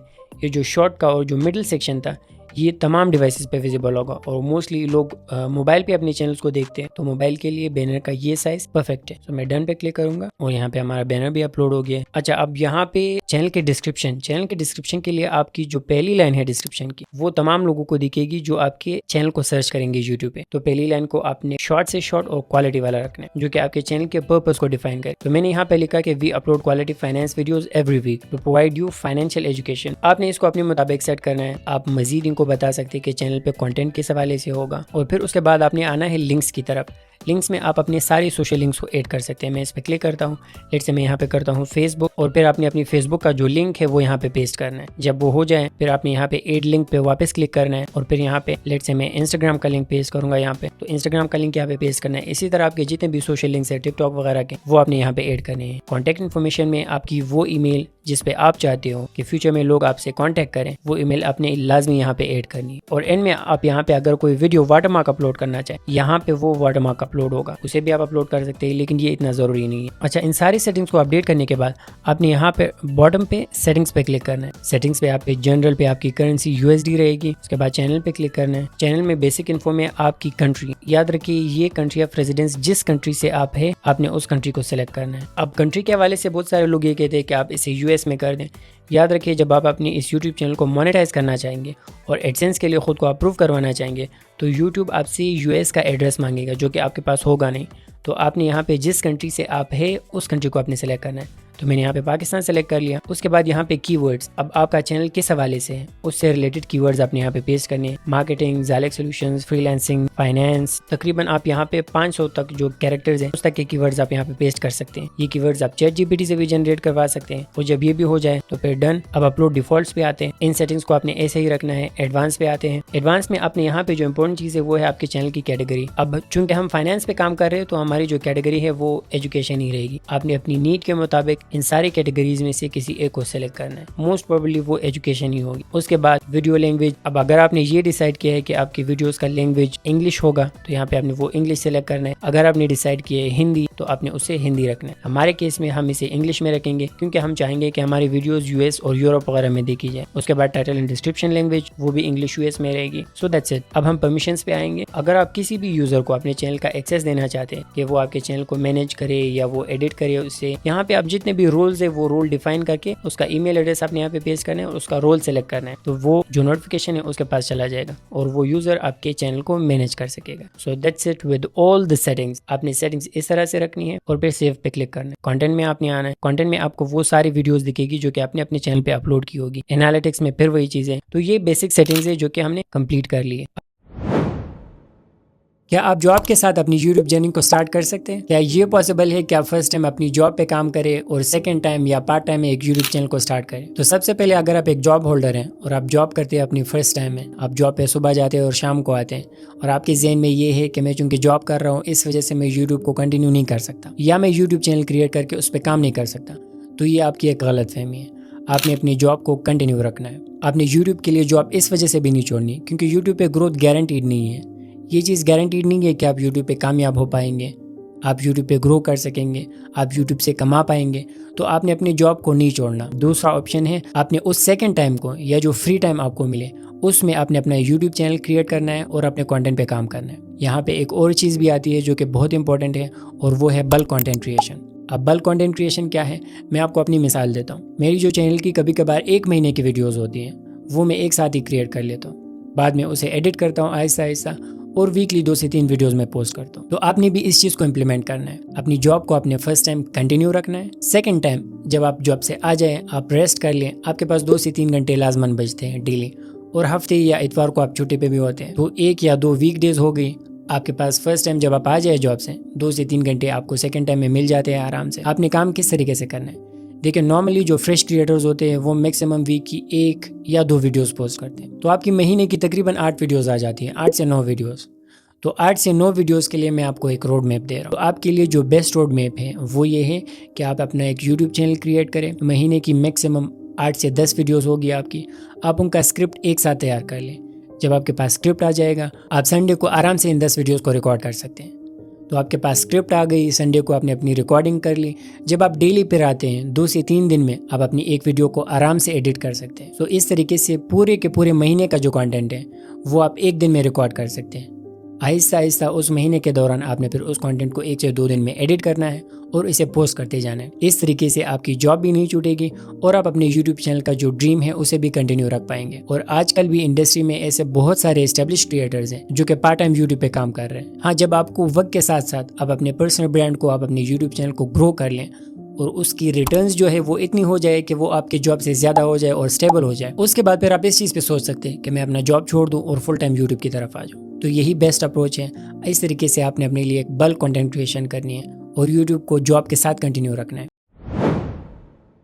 YouTube तब तक आपकी वीडियो को प्रमोट नहीं करता जब तक आपकी ऑडियो की क्वालिटी कमाल की ना हो। अब सवाल ये है कि आप अपनी ऑडियो को बेस्ट से बेस्ट कैसे बनाएं ताकि आप आसानी से YouTube पे ग्रो कर सकें। तो जानते हैं आज की इस वीडियो में। इस वीडियो के 2 पार्ट्स होंगे। सबसे पहले पार्ट में हम जानेंगे कि आप अपनी ऑडियो को रिकॉर्ड किस तरीके से कर सकते हैं, और दूसरे पार्ट में हम अपनी ऑडियो को एडिट करेंगे और वो भी ऑडेसिटी की मदद से, जो कि एक फ्री सॉफ्टवेयर है। तो चले स्टार्ट करते हैं। तो पहला पार्ट है ऑडियो को आपने रिकॉर्ड किस तरीके से करना है। मैं आपके साथ 5 से 6 पॉइंट शेयर करूंगा। इन पॉइंट्स को आप नोट कर ले। ये कुछ प्रिंसिपल्स हैं जो कि लाजमन आपको इम्प्लीमेंट करनी चाहिए। सबसे पहला पॉइंट है कि रिमूव बैकग्राउंड नॉइस। अब आप जहाँ पे भी अपनी ऑडियो की रिकॉर्डिंग कर रहे हो आप इस चीज को नोटिस करें कि आपके बैकग्राउंड में कोई नॉइस ना हो। यानी जैसे कि घर में लोगों के चीखने की आवाज या पंखे वगैरह, जो भी बैकग्राउंड में नॉइस वगैरह चल रही हो, आपने ये मेक श्योर करना है कि उस नॉइस को आपने जितना हो सके उसे रिमूव करना है, उसे खत्म करना है। दूसरा इंपॉर्टेंट पॉइंट है कि आपने अपनी ऑडियो से एको को रिमूव करना है। सबसे पहले हम एको को समझते हैं। एको क्या है? जब भी आप अपनी ऑडियो को रिकॉर्ड कर रहे हो तो आपकी ऑडियो अगर सामने जा रही हो तो सामने के दीवार से या जो भी ऑब्स्टेकल है उससे रिफ्लेक्ट होकर वापस आती है, जिसकी वजह से आपकी आवाज के अंदर एको आ जाती है। तो आपने मेक श्योर ये करना है कि सबसे पहले कम से कम स्पेस में अपनी ऑडियो को रिकॉर्ड करना है। एको को आप इस तरीके से भी रिमूव कर सकते हैं कि जो भी दीवार वगैरह है आपने उन सबको कवर करना है। जहां तक आपकी ऑडियो जा रही हो आपने ये मेक श्योर करना है कि वहां पे कोई भी ऑब्स्टेकल रखना हो जो कि उस एको को एब्जॉर्व करे और आपकी आवाज रिफ्लेक्ट ना हो। तो इस तरीके से आपने एको को रिमूव करना है। जो तीसरा प्रिंसिपल है वो ये है, देखिए ऑडियो के लिए ये एक बुनियादी शर्त है और वो ये है कि आपके पास एक माइक का होना लाजमी है। अब अब ये चीज लाजमी नहीं है कि आपके पास लाखों का माइक होना चाहिए। एक सिंपल माइक जो कि आपको 2000 तक का मिल जाता है, बोया का माइक, जिसे मैंने अपने चैनल पे रेकमेंड भी किया है, आप उस माइक को ले ले और उस माइक से अपनी रिकॉर्डिंग को स्टार्ट कर ले। तो माइक जो है वो लाजमी है, अपने माइक से ही अपनी ऑडियो को रिकॉर्ड करना है, तभी आपके ऑडियो की बेस्ट से बेस्ट एडिटिंग भी हो जाएगी। अब हम अपने चौथे प्रिंसिपल की तरफ मूव करते हैं। वो ये है कि जब आप अपनी ऑडियो को रिकॉर्ड कर रहे हो तो आपके माइक से आपके मुंह का डिस्टेंस कितना होना चाहिए। तो आपके मुंह से माइक का डिस्टेंस जो है वो 1.5 फीट के करीब होना चाहिए, तभी आपकी ऑडियो की रिकॉर्डिंग ठीक से हो जाती है। पांचवा पॉइंट क्या है, आपने अपनी टोन जो है अपनी ऑडियो की उसे नॉर्मल से थोड़ा सा ज्यादा रखना है, क्योंकि अगर आप नॉर्मली इसे रिकॉर्ड करेंगे एडिटिंग में आपकी आवाज कम आएगी। तो आपने जो आपकी नॉर्मल टोन है उसे थोड़ा सा ज्यादा करना है, तभी आपकी ऑडियो जो है वो बेस्ट से बेस्ट रिकॉर्ड होगी और एडिटिंग में भी आपको आसानी होगी। अगर आपकी ऑडियो आप नोटिस करें कि ज्यादा लंबी है तो आपने इसे ब्रेक्स में रिकॉर्ड करना है। तो या दैट्स इट, ब्रेक्स में रिकॉर्ड करनी है। और अगर पॉसिबल हो, अगर आप अपनी वॉइस ओवर को अपनी ऑडियो को खड़े होकर रिकॉर्ड कर ले तो उसकी क्वालिटी ठीक ठाक होगी। तो यही 5-6 प्रिंसिपल है जो कि आप अपनी ऑडियो को रिकॉर्ड करते वक्त इंप्लीमेंट करें तो आपकी ऑडियो बेस्ट से बेस्ट आएगी। अब ये जो रिकॉर्डिंग का प्रोसेस है ये तकरीबन 30% आपकी ऑडियो में रोल प्ले करता है। 70% अगर आपने अपनी ऑडियो की क्वालिटी को इम्प्रूव करना है तो वहां पे आती है आपके ऑडियो की एडिटिंग। मेरी इस ऑडियो को भी आप नोटिस करिए, इस ऑडियो को मैं ऑडेसिटी में रिकॉर्ड करता हूँ और ऑडेसिटी में ही इसे एडिट करता हूँ। ऑलराइट, तो अब हम आते हैं अपने ऑडियो के दूसरे पार्ट की तरफ जो कि है ऑडियो एडिटिंग। और एडिटिंग हम जिस सॉफ्टवेयर में कर रहे हैं उसका नाम है ऑडेसिटी। ऑडेसिटी एक फ्री पीसी सॉफ्टवेयर है जिसमें आप अपनी ऑडियो की रिकॉर्डिंग और एडिटिंग दोनों कर सकते हैं। तो मैं स्क्रीन की तरफ आता हूँ, ऑडेसिटी को मैंने ओपन किया। अब कुछ पॉइंट्स आप अपने ज़हन में रख ले, मैं आपको ऑडेसिटी का एक ओवरव्यू दे रहा हूँ। जब भी आप अपनी ऑडियो रिकॉर्ड करना चाहें तो आपको ऑडेसिटी यानी अपने पीसी को अपने माइक के साथ कनेक्ट करना है, जो कि किसी भी केबल के थ्रू हो जाता है। जैसे ही आप ऑडेसिटी को ओपन करते हैं आपको कैसे पता चलेगा कि आपके वॉइस की रिकॉर्डिंग हो रही है या नहीं। आपने इस माइक के ऑप्शन को चेक करना है कि जब आप बोल रहे हो तो ये वाइब्रेशन यहाँ पे आनी चाहिए, और इस माइक का जो पॉइंटर है वो ये आप ध्यान में रखिए कि ये 100 पे हो, तभी आपकी जो आवाज है वो रिकॉर्ड हो रही होगी। अच्छा, अब यहाँ पे आपने एक चीज को मेक श्योर कर लेना है, ये जो ऑडियो सेटअप है आपने इसके ऊपर क्लिक करना है। जो आपकी प्लेबैक डिवाइस वाली ऑप्शन है उसमें आपके पीसी का स्पीकर जो है वो सिलेक्ट होनी चाहिए, या अगर आप हेडफोन्स पे सुन रहे हो वो सिलेक्ट होनी चाहिए। जो रिकॉर्डिंग डिवाइस है उस ऑप्शन में आपने ये याद रखना है कि जिस माइक से आप अपनी रिकॉर्डिंग कर रहे हो वो सिलेक्ट होना चाहिए। फाइल की तरफ हम आते हैं। अगर आपने ऑडेसिटी में ही अपनी रिकॉर्डिंग की हुई है तो आपने उसी को यहाँ पे एडिट करना है। अगर आपने अपनी मोबाइल में की हुई है और उसे इंपोर्ट करके एडिट करना है तो आप यहाँ से फाइल और कंट्रोल ओ पे सिलेक्ट करके उसे इंपोर्ट कर सकते हैं। अच्छा, तो अब फाइनली हमने अपनी ऑडियो पे कुछ ऑपरेशंस को अप्लाई करना है। तो आपने ऑडेसिटी के अंदर आना है। सबसे पहले हमारा जो गोल है वो है अपनी ऑडियो से नॉइस को रिमूव करना। नॉइस रिडक्शन के लिए आपने अपनी ऑडियो के स्टार्ट से या जहाँ पे भी आप अपनी ऑडियो में नोटिस करें कि ज्यादा नॉइस आ रही है उस छोटे से चंक को आपने सेलेक्ट करना है और फिर इफेक्ट पे क्लिक करना है, फिर नॉइस रिमूवल एंड रिपेयर पे, उसके बाद नॉइस रिडक्शन और गेट नॉइस प्रोफाइल। अब यहाँ से क्या हुआ, ये जो आपकी ऑडियो से नॉइस का जो प्रोफाइल है वो हमारे पास आ गई। अब आपने फिर से अपनी पूरी ऑडियो को सिलेक्ट करना है और again effects, noise removal and repair, noise reduction, और यहाँ पे इस दफा आपने ओके पे क्लिक करना है। अब क्या हुआ कि आपकी ऑडियो से जो नॉइस थी वो रिमूव हो गई है। अब हम आते हैं अपने दूसरे ऑपरेशन की तरफ जो कि है अप्लाइंग बेस, यानी हमारी जो ऑडियो है उसमें हमने एक बारीकपन लाना है, तो इसके लिए हम बेस को अप्लाई करेंगे। अब अपनी ऑडियो में आपने बेस को किस तरीके से अप्लाई करना है, कंट्रोल ए से आपने अपनी पूरी ऑडियो को सिलेक्ट करना है, फिर इफेक्ट्स पे जाना है, उसके बाद EQ एंड फिल्टर्स पे जाना है, उसके बाद filter curve EQ, presets and settings, factory presets, और यहाँ से आपने बेस बूस्ट पे क्लिक करना है और अप्लाई करना है। अब आपकी जो ऑडियो है उस पे बेस भी अप्लाई हो गई। हमारा तीसरा ऑपरेशन है ट्रेबल बूस्ट। अब ट्रेबल बूस्ट क्या करता है, आपकी ऑडियो को शार्पन करता है। तो ऑडियो की शार्पनिंग के लिए आपने अगेन अपनी पूरी ऑडियो को सिलेक्ट करना है, इफेक्ट्स पे जाना है, EQ and filters, filter curve EQ, presets and settings, factory presets, उसके बाद आपने ट्रेबल बूस्ट पे क्लिक करना है और अप्लाई करना है। तो अब आपकी जो ऑडियो है वो शार्पन हो गई है। नंबर 4 जो ऑपरेशन है हमारे पास वो है लो रोल ऑफ। इससे क्या होगा, यहाँ पे आपकी जो ऑडियो के अंदर जो लो वॉइसेस हैं या जो इररिलेवेंट वॉइसेस हैं उसे ये ऑपरेशन रिमूव करता है। तो आपने अगेन अपनी पूरी ऑडियो को सिलेक्ट करना है, इफेक्ट्स में जाना है, EQ and filters, filter curve EQ, presets and settings, factory presets, और यहाँ से अगेन आपने लो रोल ऑफ फॉर स्पीच को सिलेक्ट करना है और अप्लाई पे क्लिक करना है। तो आपकी ऑडियो से जो इररिलेवेंट वॉइसेस है या जो लो वॉइसेस है वो ये ऑपरेशन रिमूव कर देता है। अगेन जो हमारा 5वां ऑपरेशन है वो है कंप्रेशन। अब कंप्रेशन से क्या होगा, जो आपकी ऑडियो के अंदर जो लेवल्स है यानी कहीं पे फ्रीक्वेंसी ज्यादा होगी कहीं पे कम होगी, कंप्रेशन उसको सेम लेवल पे लाके खड़ा करता है। तो कंप्रेशन के लिए आपने फिर अपनी ऑडियो को सिलेक्ट करना है, इफेक्ट्स पे जाना है, उसके बाद वॉल्यूम एंड कंप्रेशन, उसके बाद आपने कंप्रेशन पे क्लिक करना है और सेटिंग्स को सेम रखते हुए अप्लाई पे क्लिक करना है। अब जो आपकी ऑडियो है वो कंप्रेस भी हो गई है फाइनली। अब यही मेरी ऑडियो एडिटिंग का प्रोसेस भी है और मैं इसी तरह करता हूँ अपनी ऑडियोज के साथ भी, यानी ऑडेसिटी के अंदर मैं अपनी ऑडियोज को रिकॉर्ड करता हूँ और एडिटिंग भी मैं बिल्कुल यही 5 से 6 ऑपरेशंस में इस पे अप्लाई करता हूँ। उम्मीद है ये वीडियो आपको पसंद आई होगी।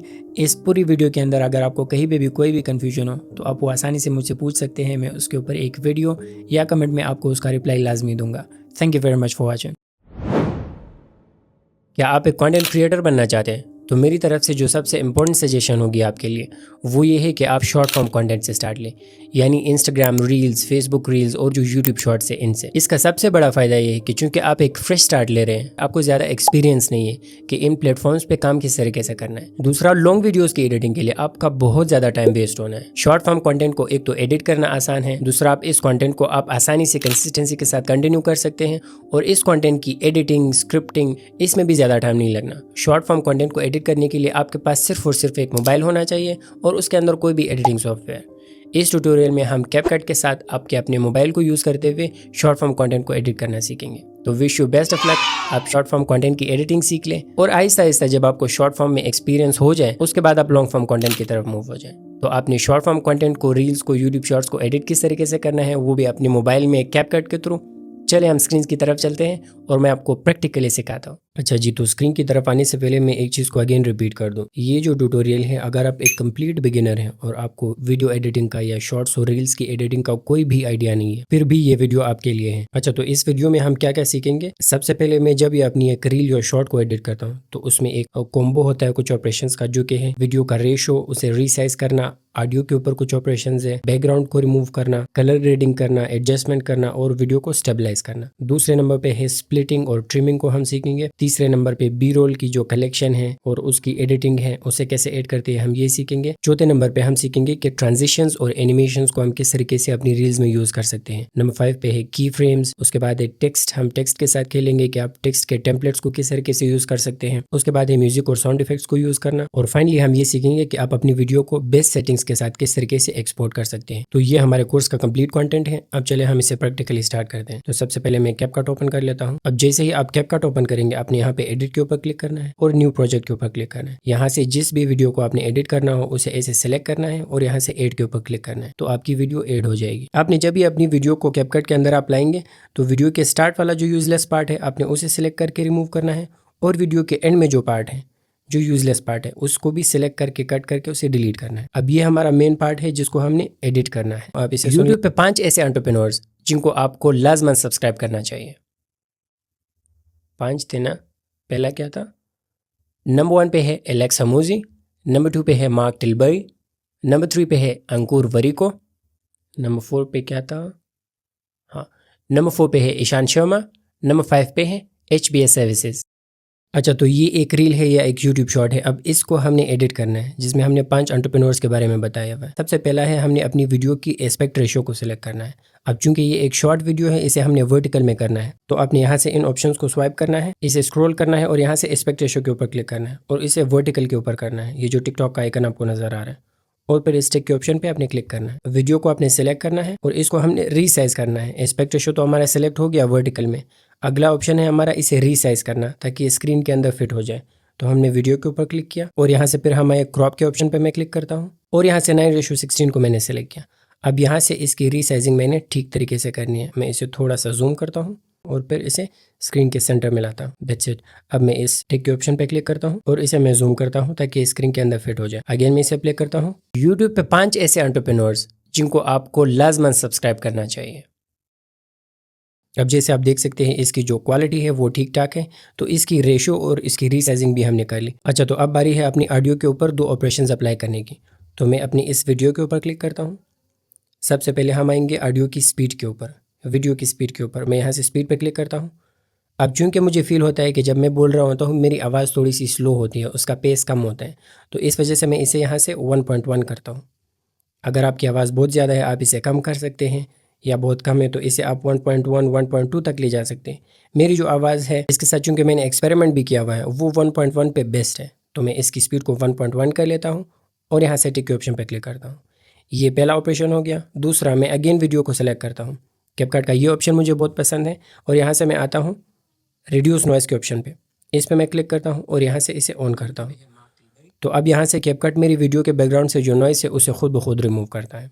मैं स्टिक के ऑप्शन पे क्लिक करता हूँ तो हमारे ऑडियो के ऊपर भी उसकी स्पीड ठीक हो गई, उससे नॉइज़ रिडक्शन भी हो गई। अगला जो ऑपरेशन है हमारे पास, अगर आप इस तरह की ग्रीन स्क्रीन पे वीडियोज़ रिकॉर्ड कर रहे हैं तो आपने अपने बैकग्राउंड को रिमूव करना है, या इस ग्रीन स्क्रीन को हमारे रील के केस में रिमूव करना है। तो बैकग्राउंड को आपने कैसे रिमूव करना है, मैं अगेन वीडियो के ऊपर क्लिक करता हूँ और यहाँ से स्क्रॉल करते हुए रिमूव बैकग्राउंड के ऑप्शन पर आता हूँ। इस पर मैं क्लिक करता हूँ। दो ऑप्शन है आपके पास, या तो आप ऑटो रिमूवल पे क्लिक कर दे और कैपकट खुद आपकी वीडियो से बैकग्राउंड रिमूव करता है, जिसकी क्वालिटी ठीक ठाक होती है। मगर मैं खुद इसे मैनुअली प्रेफर करता हूँ, तो मैं क्रोमा की के ऊपर क्लिक करूंगा, इसे ग्रीन कलर यहाँ से पिक करता हूँ। अच्छा, अब यहाँ से हमने ग्रीन कलर को पिक किया, यहाँ से मैं थोड़ी सी इसकी इंटेंसिटी बढ़ा लेता हूँ ताकि ग्रीन जो कलर है हमारा वो परफेक्टली रिमूव हो जाए। मैं इसे अराउंड 30 तक लेके जाता हूँ। अच्छा, ये अब भी रिमूव नहीं हो रहा, मैं इसकी इंटेंसिटी थोड़ी और बढ़ा लेता हूँ, बस हमारी वीडियो की क्वालिटी ख़राब ना हो। तो 50 तक ये ठीक रहता है। उसके बाद शेडोज़ को मैं नॉर्मली 5 पे रखता हूँ। उसके बाद जो एजेस है, एजेस को ब्लर करने के लिए मैं इसे 80 तक ले जाता हूँ, और जो एजेस है अगेन इन्हें क्लीन करना है तो मैं इसे नॉर्मली अराउंड 25 to 30 रखता हूँ। तो इसे हमने 25 पे किया। अब मैं इस टिक के ऑप्शन पे क्लिक करता हूँ। अब जैसे आप देख सकते हैं जो हमारा बैकग्राउंड है वो भी रिमूव हो गया। अब मेरे पास कुछ ऑप्शन है, मैं इस बैकग्राउंड को किसी दूसरे इमेज यानी स्टूडियो के इमेज के साथ रिप्लेस कर सकता हूँ, या वैसे ही एक कलर इस बैकग्राउंड को दे सकता हूँ। मल्टीपल ऑप्शन है मेरे पास। तो लेट से हम एक कलर को सिलेक्ट करते हैं। आपने अगेन कहीं भी किसी भी एम्प्टी स्पेस पे क्लिक करना है और यहाँ से बैकग्राउंड के ऊपर आना है। बैकग्राउंड में आपने कलर के ऊपर क्लिक करना है। मैं इस ऑरेंज के ऊपर क्लिक करता हूँ। लेट से यहाँ से इस कलर के ऑप्शन पे क्लिक करता हूँ और इसकी जो इंटेंसिटी है येलो कलर की, इसे थोड़ी सी नहीं बल्कि बहुत कम करता हूँ। मैं इस टिक के ऑप्शन पे क्लिक करता हूँ और यहाँ से अगेन इसको टिक करता हूँ। तो अब ये जो वीडियो है हमारी उसका बैकग्राउंड भी सिलेक्ट हो गया। यूट्यूब पे 5 ऐसे एंटरप्रेन्योर्स जिनको आप, तो अब हमारे बैकग्राउंड का कलर भी आ गया और बैकग्राउंड भी रिमूव हो गया। अच्छा, तो अब हमने अपना अगला ऑपरेशन परफॉर्म करना है जो है इस वीडियो की कलर ग्रेडिंग, यानी अपनी वीडियो के कलर्स को ठीक करना। तो कलर ग्रेडिंग में अपनी रील्स के लिए किस तरीके से करता हूँ इसे हम समझते हैं। आपने वीडियो के ऊपर क्लिक करना है और यहाँ से स्क्रॉल करते हुए एडजस्ट के ऑप्शन को ढूंढना है। यहाँ से आपने मैं एडजस्ट के ऊपर क्लिक करता हूँ। जैसे ही आप एडजस्ट के ऊपर क्लिक करेंगे, अब ये कैपकट की एक बहुत ही अच्छी ऑप्शन है जो कि मुझे बहुत पसंद है पर्सनली। यहाँ से आप जैसे ऑटो एडजस्ट के ऊपर क्लिक करेंगे तो कैपकट खुद आपकी वीडियो की लाइटिंग को समझते हुए आपकी वीडियो की कलर ग्रेडिंग करेगा, जो कि काफी अच्छी होती है। अब मैंने ऑटो एडजस्ट के ऊपर क्लिक किया। अब देखिए कि मेरे जो वीडियो के कलर्स है और फेस के कलर्स है वो चेंज हो गए और ये काफी अच्छी लुक दे रहा है। उसके बाद मैं फिल्टर्स के ऊपर क्लिक करता हूँ और यहाँ से जो मेरा फेवरेट फिल्टर है वो है 4K। यहाँ से मैं 4K को भी अप्लाई करता हूँ। अब मेरी शर्ट की लुक और फेस की लुक ठीक ठाक हो गई है। तो यही आपने कलर ग्रेडिंग के साथ खेलना है। तो यही कलर ग्रेडिंग को मैं नॉर्मली प्रेफर करता हूँ और मेरी सारी वीडियोस के अंदर जो कलर ग्रेडिंग है वो इस तरीके से व्यू होती है, यानी 4K का फिल्टर, या आप यहाँ से बाकी फिल्टर्स को भी चेक कर सकते हैं। और यहाँ से एडजस्ट के अंदर आपने ऑटो एडजस्ट के ऊपर क्लिक करना है। तो यही मेरी कलर ग्रेडिंग होती है। आप इन बाकी ऑप्शंस के साथ भी खेल सकते हैं।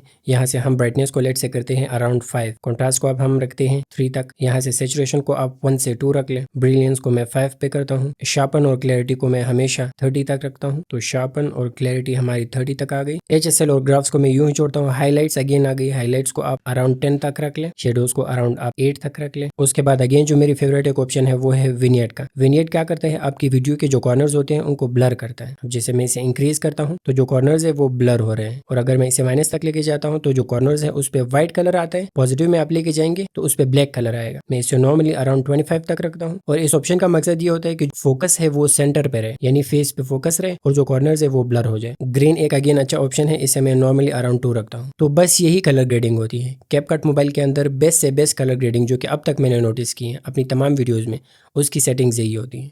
तो अब हमारी फाइनली कलर ग्रेडिंग भी हो गई, एडजस्टमेंट्स भी हो गई।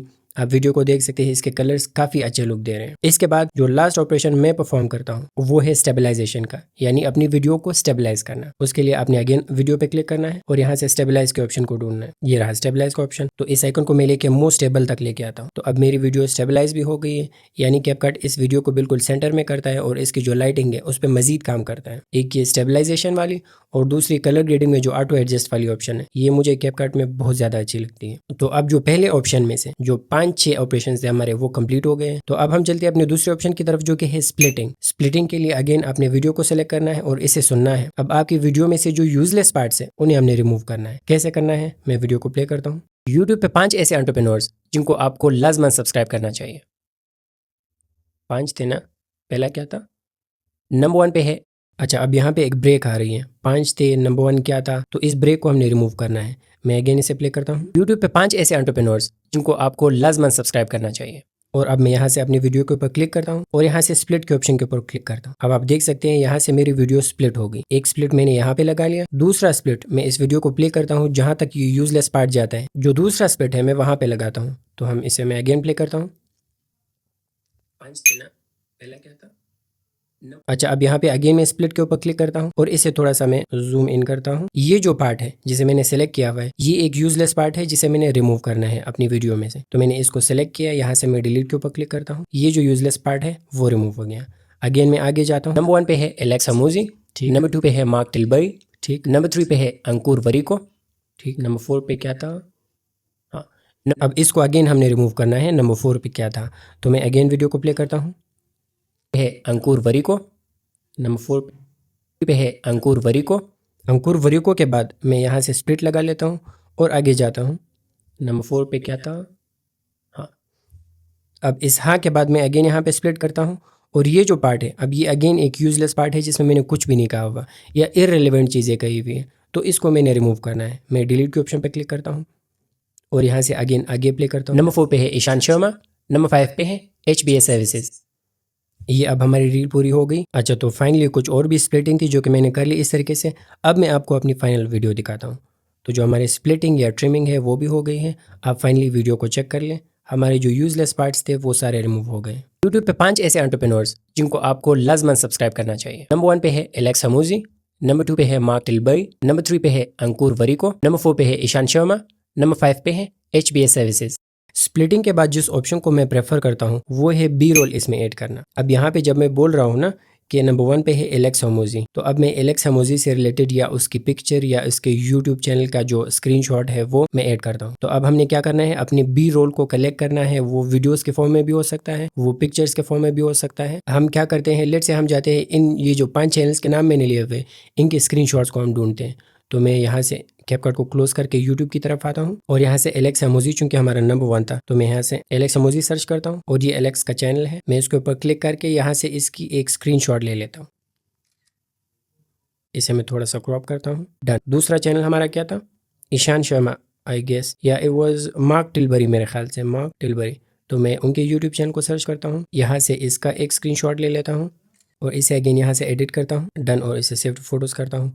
नंबर 3 पे था मेरे ख्याल से अंकुर वरीको, एक इंडियन यूट्यूब चैनल है जो कि मुझे बहुत पसंद है फाइनेंस के कंटेंट के हवाले से। तो इसे हमने सर्च किया, इसी का अगेन हमने एक स्क्रीनशॉट ले लेना है।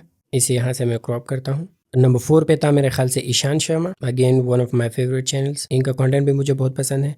तो मैं यहाँ से इसके ऊपर इसकी भी एक स्क्रीनशॉट ले लेता हूँ और इसी तरह से जो 5वां है हमारा favourite Pakistani YouTube channel HBS services, इसको मैं सर्च करता हूँ और इसकी भी एक स्क्रीनशॉट ले लेता हूँ। तो फाइनली अब जो हमारा बी रोल है वो भी हमारे पास आ गया है। अब मैंने क्या करना है, इस बी रोल को अपनी जो रील है उसके ऊपर ऐड करना है। तो इसके लिए मैं अगेन कैपकट के ऊपर आता हूँ, यहाँ से मैं अपनी वीडियो को प्ले करता हूँ। यूट्यूब पे 5 ऐसे एंटरप्रेन्योर्स जिनको आपको लाजमन सब्सक्राइब करना चाहिए। नंबर 1 पे है एलेक्स हमूजी। अच्छा, तो नंबर 1 पे है एलेक्स हमूजी। यहाँ पे जब मैंने एलेक्स हमूजी कहा हुआ है मैं उनका जो स्क्रीनशॉट है वो ऐड करता हूँ। स्क्रीनशॉट आपने कैसे ऐड करनी है, इस टाइमलाइन के ऊपर ये कर्सर जब आ गया आपने यहाँ से फिर ओवरले के ऊपर क्लिक करना है, ऐड ओवरले, और यहाँ से जो स्क्रीनशॉट था एलेक्स हमूजी का इसको आपने सेलेक्ट करके ऐड के ऊपर क्लिक करना है। अब इस स्क्रीनशॉट को मैं स्क्रीन के अंदर फिट करता हूँ, इसकी रीसाइजिंग करता हूँ। तो नंबर 1 पे है एलेक्स हमूजी। एलेक्स हमूजी के चैनल का स्क्रीनशॉट हमने अटैच किया। मैं इस टाइमलाइन को थोड़ा जूम करता हूँ और इसकी लेंथ को कम करता हूँ। तो मैं इसे प्ले करूंगा एक दफा। एलेक्स हमूजी।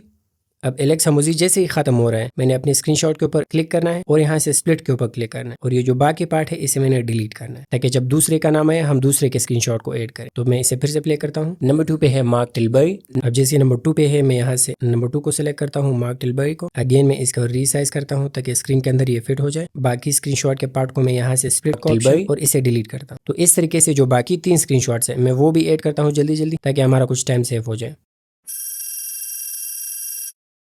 अच्छा जी, तो अब हमने जो हमारे 5 स्क्रीनशॉट्स थे वो ऐड कर लिए हैं, number 1, number 2, number 3, number 4 and number 5। तो अब जो हमारा तीसरा ऑपरेशन था यानी बी रोल ऐड करना वो भी हमारे पास आ गया है। इसी तीसरे ऑपरेशन के अंदर जब भी आप अपनी अगर आपका बी रोल वीडियोस के फॉर्म में हो यानी आपने वीडियोस यहाँ पे ऐड की हुई हो पिक्चर्स के बजाय, तो मैं आपको रेकमेंड करूंगा कि वो जो बी रोल है उसकी लेंथ को आप 2 से 3 सेकंड्स तक रखें, उससे ज़्यादा ना करें। क्योंकि अगर आप उस बी रोल की लेंथ को ज़्यादा करते हैं तो इस चीज़ के फिर काफ़ी चांसेस होते हैं कि आपके पास कॉपीराइट स्ट्राइक आ जाए। तो एक तो आपने उसकी लेंथ को 2 से 3 सेकंड्स रखना है और फिर आपने अपनी वीडियोज़ या पिक्चर्स के ऊपर इफेक्ट्स किस तरीके से अप्लाई करना है वो मैं आपको सिखाऊंगा।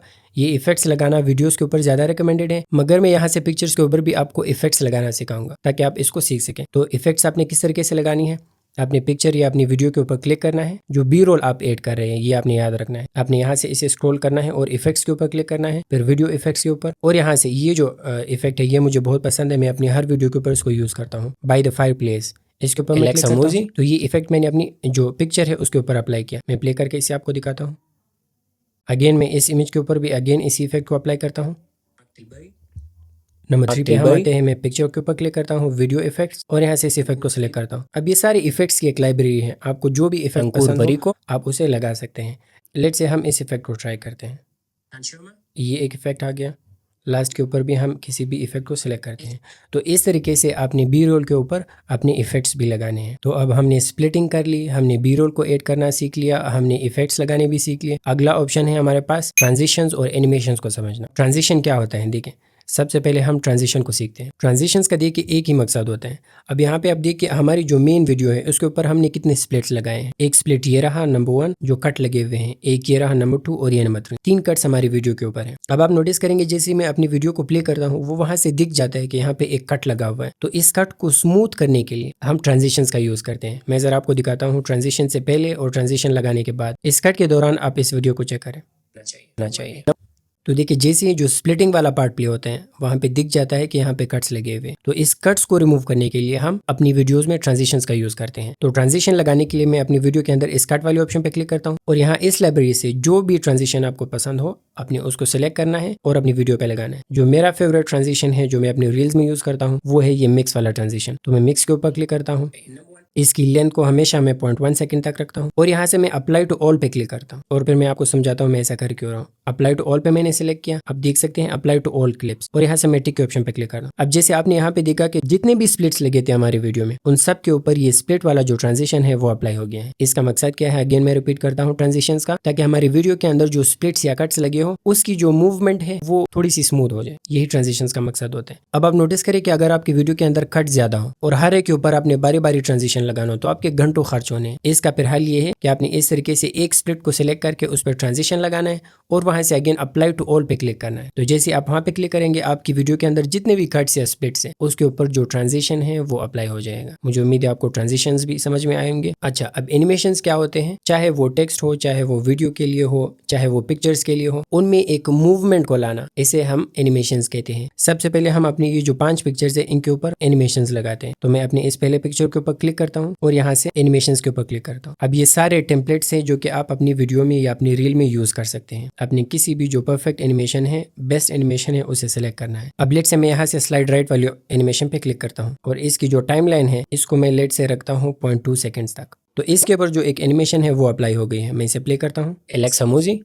तो अब आपने नोटिस किया कि ये जो पिक्चर है वो लेफ्ट से राइट की तरफ मूव हुआ। तो इस मूवमेंट को ही एनिमेशन कहते हैं। अगेन हम दूसरी पिक्चर के ऊपर आते हैं, मैं एनिमेशन के ऊपर क्लिक करता हूँ। तो पहला लेफ्ट से राइट की तरफ हुआ, दूसरे को हम स्लाइड लेफ्ट करते हैं, इसको हम राइट से लेफ्ट की तरफ मूव करवाते हैं और यहाँ से इसकी टाइमिंग को आप मैं 0.3 कर देता हूँ। इसके ऊपर हम एक एनिमेशन लगाते हैं। लेट से हम जूम 1 को सिलेक्ट करते हैं और इसकी टाइमलाइन को हम लेट से 0.3 रखते हैं। इसी तरह मैं नंबर 4 के ऊपर भी सिलेक्ट करता हूँ। अनफोल्ड को लेट से हम सिलेक्ट करते हैं और इसकी लेंथ को हम करते हैं 0.3 सेकंड्स तक। अच्छा, अब एक और मेजर जो कंसेप्ट है वो है की फ्रेम्स का। की फ्रेम्स जो है वो इन्हीं एनिमेशंस का एक एडवांस्ड फीचर है। यानी आपने अपने मर्जी के मुताबिक अगर आप एक टेक्स्ट को, एक पिक्चर को, एक वीडियो को अपनी मर्जी के मुताबिक एनिमेशन देना चाह रहे हैं तो उसे हम की फ्रेम्स कहते हैं। बस की फ्रेम्स का फर्क है कि इसमें थोड़ी सी एडवांसमेंट्स आ जाती है। तो अब मैं इस लास्ट पिक्चर के जरिए आपको की फ्रेम्स भी सिखाऊंगा। मैं अपनी पिक्चर के ऊपर क्लिक करता हूँ और इसे बिल्कुल नीचे लेके आता हूँ। मैंने अपनी पिक्चर के ऊपर क्लिक किया और यहाँ से इस प्लस वाले ऑप्शन पे मैंने क्लिक किया। अब इस की फ्रेम की लेंथ को मैंने डिसाइड करना है। लेंथ को मैं कैसे डिसाइड करूंगा, थोड़ा सा मैं इसे स्क्रॉल करूंगा और यहाँ तक आ जाऊंगा। अब यहाँ से इसको मैंने कौन सी मूवमेंट देनी है अपनी इमेज को, वो मूवमेंट मैं डिसाइड करूंगा। तो मूवमेंट मैंने ये देनी है, मैं चाहता हूँ कि मेरी जो इमेज है वो सेंटर में आ जाए। तो इस तरीके से जो हमारी वीडियो है या पिक्चर है उसके ऊपर की फ्रेम लग जाते हैं। मुझे उम्मीद है आपको ये समझ आया होगा। अब ये देखिए ये इस पिक्चर की मूवमेंट है। मैं आपको अगेन ये प्ले करके दिखाता हूँ। तो अब इस मूवमेंट को हमने कैसे डिसाइड किया है, जैसे मैं यहाँ पे HBS सर्विसेज बोलता हूँ, जो हमारा इमेज है जिसकी मूवमेंट हमने सेट की थी कि आप नीचे से ऊपर आ जाओ, ये इमेज बिल्कुल उसी तरह करे। आप इसे अगेन नोटिस करें, स्टार्टिंग पॉइंट हमारा क्या था, जहाँ पे हमने एक की फ्रेम लगाया वो ये था। उसके बाद हमने इसे मूव किया और यहाँ तक हमारा दूसरा की फ्रेम हमने लगाया। तो इस तरीके से आप की फ्रेमिंग कर सकते हैं। आप अपने पिक्चर्स की, वीडियोस को फ्रेम कर सकते हैं, उससे मूवमेंट दे सकते हैं, उनकी एनिमेशन को कंट्रोल कर सकते हैं। यही की फ्रेमिंग का कंसेप्ट है। अब जो हमारा नेक्स्ट ऑपरेशन है वो है टेक्स्ट को ऐड करना। रील्स को अगर आपने एडिट करना हो तो जो टेक्स्ट वाला फीचर है इसे आपने लाजमन यूज करना है और उसे एडवांस तरीके से यूज करना है, क्योंकि रील्स के अंदर जो टेक्स्ट होता है और उस टेक्स्ट के जो स्टाइल्स होते हैं वही आपकी रील्स को ज्यादा पुश करते हैं। हम यहाँ से पहले अपनी वीडियो को समझते हैं कि हम टेक्स्ट कहाँ पे लगा सकते हैं। तो मैं अपनी वीडियो को जरा प्ले करता हूँ। यूट्यूब पे 5 ऐसे एंटरप्रेन्योर्स जिनको आपको लाजमन सब्सक्राइब करना चाहिए। 5 ऐसे एंटरप्रेन्योर्स जो कि आपको यूट्यूब पे फॉलो करना चाहिए या सब्सक्राइब करना चाहिए। तो इसके लिए हम एक जुमला ढूंढते हैं। लेट से वो सेंटेंस क्या होगा, लेट से हम कहते हैं 5 एंटरप्रेन्योर्स टू फॉलो। अब यहाँ पे जब मैं 5 बोल रहा होता हूँ, यही से हमने अपने टेक्स्ट को स्टार्ट करना है और यहाँ से टेक्स्ट के ऊपर क्लिक करता हूँ। यहाँ पे 8 टेक्स्ट, यहाँ पे मैं क्या कहूँगा 5 एंटरप्रेन्योर्स। ठीक है, 5 एंटरप्रेन्योर्स आ गया। अब 5 एंटरप्रेन्योर्स, मैं टेक्स्ट को जरा इस ऑप्शन का एक ओवरव्यू आपको देता हूँ। यहाँ से तो आपने सिंपली टेक्स्ट को टाइप करना है। सबसे पहले है टेम्पलेट्स, मैं टेम्पलेट्स के ऊपर क्लिक करता हूँ। यहाँ पे टेक्स्ट के बहुत सारे टेम्पलेट्स हैं जिनको आप अपनी वीडियो में, अपनी रील में यूज़ कर सकते हैं। जिस तरह अभी अगर मैं क्लीन टाइटल पे क्लिक करता हूँ तो आप सबसे पहले टेक्स्ट के अंदर इन टेम्पलेट्स को चूज़ कर सकते हैं। जिस तरह अभी पहले के लिए इसके साइज को मैं थोड़ा सा कम करता हूँ 5 एंटरप्रेन्योर्स, और इसे यहाँ पे स्क्रीन के अंदर ठीक से एडजस्ट कर लेता हूँ। आप यहाँ से बाकी जो टेम्पलेट्स है इनको चेक कर सकते हैं, जो आपको पसंद आए उसे आपने सेलेक्ट करना है। एक तो टेम्पलेट वाला ऑप्शन हो गया। दूसरा यहाँ से आपने फ़ॉन्ट के ऊपर मैं क्लिक करता हूँ। ये सारे फ़ॉन्ट्स है जो कि आप कैपकट के अंदर इन्हें यूटिलाइज कर सकते हैं। फ़ॉन्ट के बाद फिर स्टाइल्स का ऑप्शन आता है। स्टाइल्स में यहाँ से आप इन स्टाइल्स को चेक कर सकते हैं। टेक्स्ट, स्ट्रोक, ग्लो, बैकग्राउंड, इन सबको आप डिसाइड कर सकते हैं। इफेक्ट्स के अंदर आपने अपनी जो टेक्स्ट है उसके ऊपर आप यहाँ से इफेक्ट्स को लगा सकते हैं। किसी भी इफेक्ट को आप चूज कर सकते हैं, मैं आपको दिखाता हूँ। उसके बाद टेक्स्ट के ऊपर आप एनिमेशन चूज कर सकते हैं। इन सारे एनिमेशन में से हम एनिमेशन भी टेक्स्ट के ऊपर लगाएंगे। दूसरा टेक्स्ट हमारा क्या था, टू फॉलो। अब टू फॉलो का टेक्स्ट हमने यहाँ पे लिखना है, तो मैं टू लिखूंगा और फॉलो लिखूंगा, साथ में एक एक्सक्लेमेशन मार्क, और यहाँ से मैं नीचे आ जाऊंगा। ये जो 5 एंटरप्रेन्योर्स वाला है इसे सेलेक्ट करके मैं थोड़ा सा ऊपर लेके जाता हूँ और टू फॉलो भी आ गया। अब सबसे पहले इस टू फॉलो के फॉन्ट को मैं चेंज करता हूँ। मैं फॉन्ट्स के ऊपर क्लिक करता हूँ, तो मैं सबसे पहले इस फॉन्ट को सेलेक्ट करूंगा। टू फॉलो आ गया। इसकी साइज को मैं थोड़ा सा इंक्रीज करता हूँ। अब इस फॉन्ट को लेट से मुझे पसंद है और इसे मैंने सेव रखना है, तो मैंने इस फॉन्ट के ऊपर थोड़ी देर तक क्लिक करते रहना है और ये एडिट टू फेवरेट्स। अब ये फॉन्ट मेरी फेवरेट वाली लिस्ट में आ गई। फेवरेट्स को अपने किस तरीके से चेक करना है, ये जो सेव का आइकन है अपने इसके ऊपर क्लिक करना है। ये सारे फॉन्ट्स हैं जिनको मैंने सेव किया हुआ है। हमारा फाइनल टेक्स्ट क्या बना, 5 एंटरप्रेन्योर्स टू फॉलो। इसकी साइज को भी मैंने चेक किया। स्टाइल के ऊपर मैं आता हूँ, यहाँ से मैं किसी भी स्टाइल को चूज करता हूँ। ये लो के साथ हम चलते हैं। तो 5 एंटरप्रेन्योर्स टू फॉलो, इसको मैं थोड़ा सा नीचे ड्रैग करता हूँ। 5 एंटरप्रेन्योर्स को भी थोड़ा सा नीचे लाता हूँ और इसको थोड़ा सा इंक्रीज करता हूँ। अब फाइनली मैं इसे प्ले करता हूँ। यूट्यूब पे 5 ऐसे एंटरप्रेन्योर्स जिनको आपको लाजमन सब्सक्राइब करना चाहिए। अब यहाँ तक हमारा जो फाइनल टेक्स्ट है उसे यहाँ तक आना चाहिए, तो मैं टेक्स्ट के ऊपर क्लिक करूंगा, स्प्लिट करूंगा और यहाँ से इसे आगे डिलीट कर दूंगा। बिल्कुल इसी जगह के ऊपर मैं दूसरे जो टेक्स्ट है उसके ऊपर भी क्लिक करूंगा, स्प्लिट, और यहाँ से बाकी हिस्से को रिमूव कर दूंगा। अच्छा, आगे हमने अगेन टेक्स्ट को ऐड करना है। एलेक्स हमोजी के चैनल का लोगो तो आ रहा है, मैं ये चाहता हूँ कि एलेक्स हमोजी का नाम भी आए और उसके साथ नंबर 1 लिखा हो। अब नंबर 1 पे है एलेक्स हमोजी। मैं यहाँ से इस ए टेक्स्ट के ऊपर क्लिक करता हूँ, यहाँ से 1 और यहाँ से ऐड करता हूँ एलेक्स हमोजी लेट से।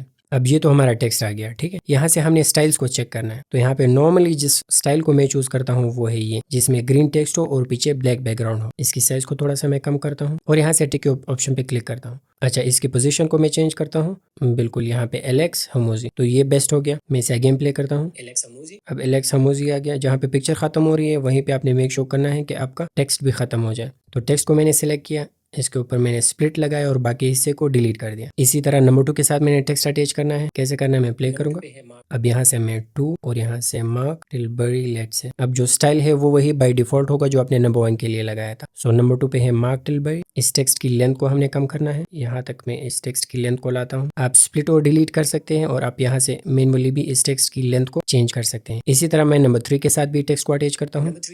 अंकुर वरी को, तो मैं टेक्स्ट के ऊपर क्लिक करता हूँ, ए टेक्स्ट। नंबर 3 पे है अंकुर वरी को, यहाँ से अगेन स्प्लिट और डिलीट। इसी तरह नंबर 4 के लिए ए टेक्स्ट 4 और यहाँ से ईशान शर्मा, अगेन यहाँ से स्प्लिट एंड डिलीट। इसी तरह नंबर 5 के लिए HBA सर्विसेज। एक फाइनल काम जो रह रहा है, अब ये जो टेक्स्ट हमने सेलेक्ट किया है इस तमाम टेक्स्ट के साथ हमने एनिमेशंस लगानी है। इस टेक्स्ट को आपने सेलेक्ट किया, आपने एनिमेशंस के ऊपर क्लिक करना है और यहाँ से जो भी एनिमेशन आपको अच्छी लगे आपने उस एनिमेशन को सेलेक्ट करना है। मुझे यहाँ जूम इन अच्छी लगती है तो मैं इसके ऊपर जूम इन को अप्लाई करता हूँ। ठीक है, अब 5 एंटरप्रेन्योर्स आ गए। ये एक टेम्पलेट था तो उसके ऊपर ऑलरेडी एनिमेशन लगी हुई है। अच्छा, अब नंबर 1 के ऊपर एनिमेशन आपने अगेन किस तरीके से लगानी है, आपने टेक्स्ट के ऊपर क्लिक करना है, फिर एनिमेशन पे क्लिक करना है और यहाँ से आपने किसी भी अगेन एनिमेशन को सिलेक्ट करना है। यहाँ पे ये जो गोल्डन डस्ट है ये मुझे अच्छा लगता है, मैं इसके ऊपर क्लिक करता हूँ। इसी तरह नंबर 2 के ऊपर भी मैं यही गोल्डन डस्ट वाले एनिमेशन को लगाता हूँ। नंबर 3 पे अगेन मैं इसी एनिमेशन को लगाता हूँ। इसी तरह जल्दी जल्दी मैं नंबर 4 के लिए गोल्डन डस्ट और टिक। इसी तरह नंबर 5 के लिए एनिमेशन और यहाँ से गोल्डन डस्ट को मैं सिलेक्ट करता हूँ। टेक्स्ट वाला जो कंप्लीट ऑप्शन है मुझे उम्मीद है ये आपको समझ में आया होगा। अब एक फाइनल सेटिंग रह रही है, वो है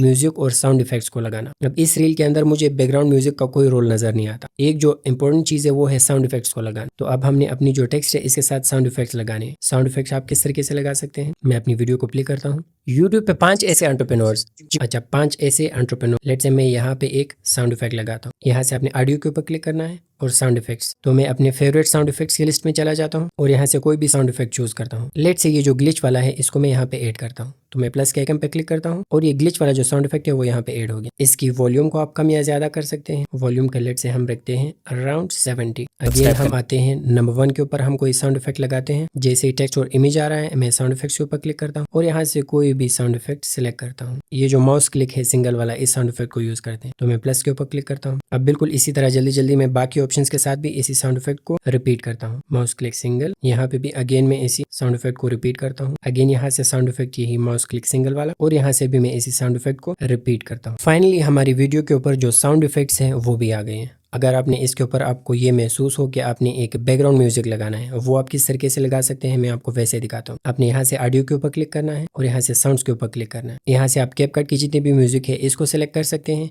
अगर आपके पास अपनी गैलरी में मौजूद हो तो आपने दूसरे ऑप्शन के ऊपर क्लिक करना है। यहाँ से आप अपनी डिवाइस के अंदर से जो म्यूजिक है उसको सिलेक्ट कर सकते हैं और यहाँ पे जो सेव्ड म्यूजिक है आप उनको सिलेक्ट कर सकते हैं। लेट से मैं इसको सिलेक्ट करता हूँ। लेट से मुझे ये पसंद है, मैं यहाँ से प्लस के ऑप्शन के ऊपर क्लिक करता हूँ। अब ये म्यूजिक हमारे पास आ गया। इस म्यूजिक की थोड़ी बहुत हम एडिटिंग करते हैं। एक तो यहाँ से जहाँ से वीडियो खत्म हो रही है इसको मैं स्प्लिट करके डिलीट करता हूँ। इस म्यूजिक के ऊपर क्लिक करके मैं इसकी fade in fade out, late से हम इसको फेड इन देते हैं। फेड इन का मकसद जब ये म्यूजिक स्टार्ट हो तो पहले 2 सेकंड्स तक इसकी आवाज मध्यम हो, कम हो।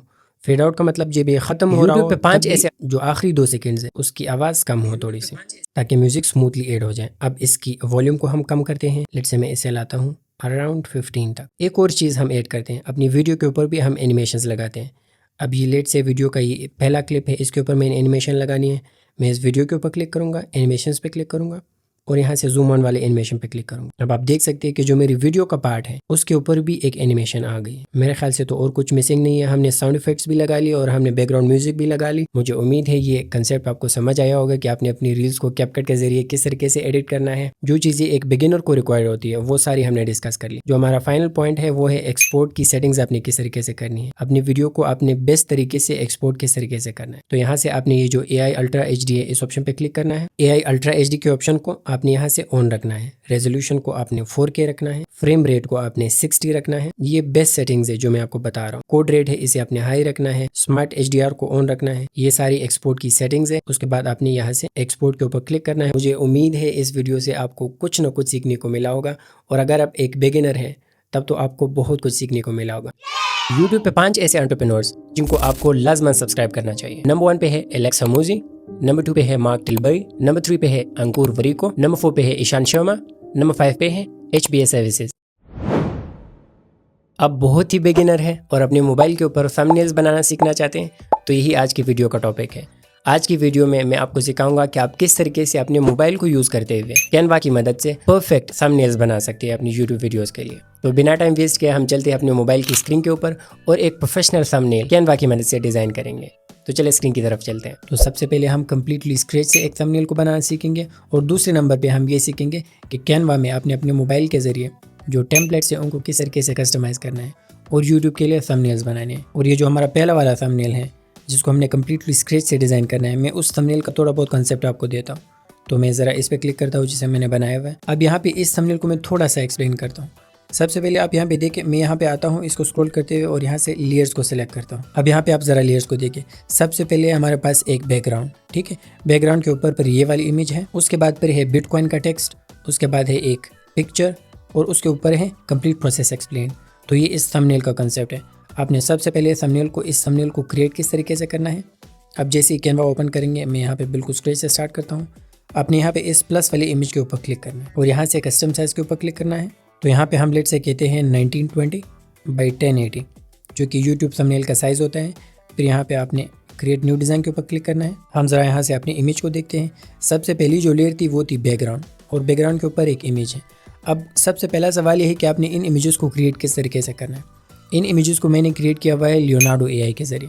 आपने लियोनार्डो को सिर्फ एक प्रॉम्प्ट देना है कि मुझे एक क्रिप्टो से रिलेटेड थंबनेल चाहिए, तो मुझे 3-4 अच्छे से इमेजेस दो। इमेज की जनरेशन के बाद आप जैसे कैनवा पे आएंगे, आपने यहाँ से अपलोड्स के ऊपर क्लिक करना है और यहाँ से अपलोड फाइल्स के ऊपर क्लिक करना है। यहाँ से डिवाइस के ऊपर और फिर फोटो लाइब्रेरी के अंदर यहाँ से जिस इमेज को मैंने जनरेट किया था मैं उसको सेलेक्ट करता हूँ और ये जो हमारी टाइमलाइन है इसके ऊपर आ गया।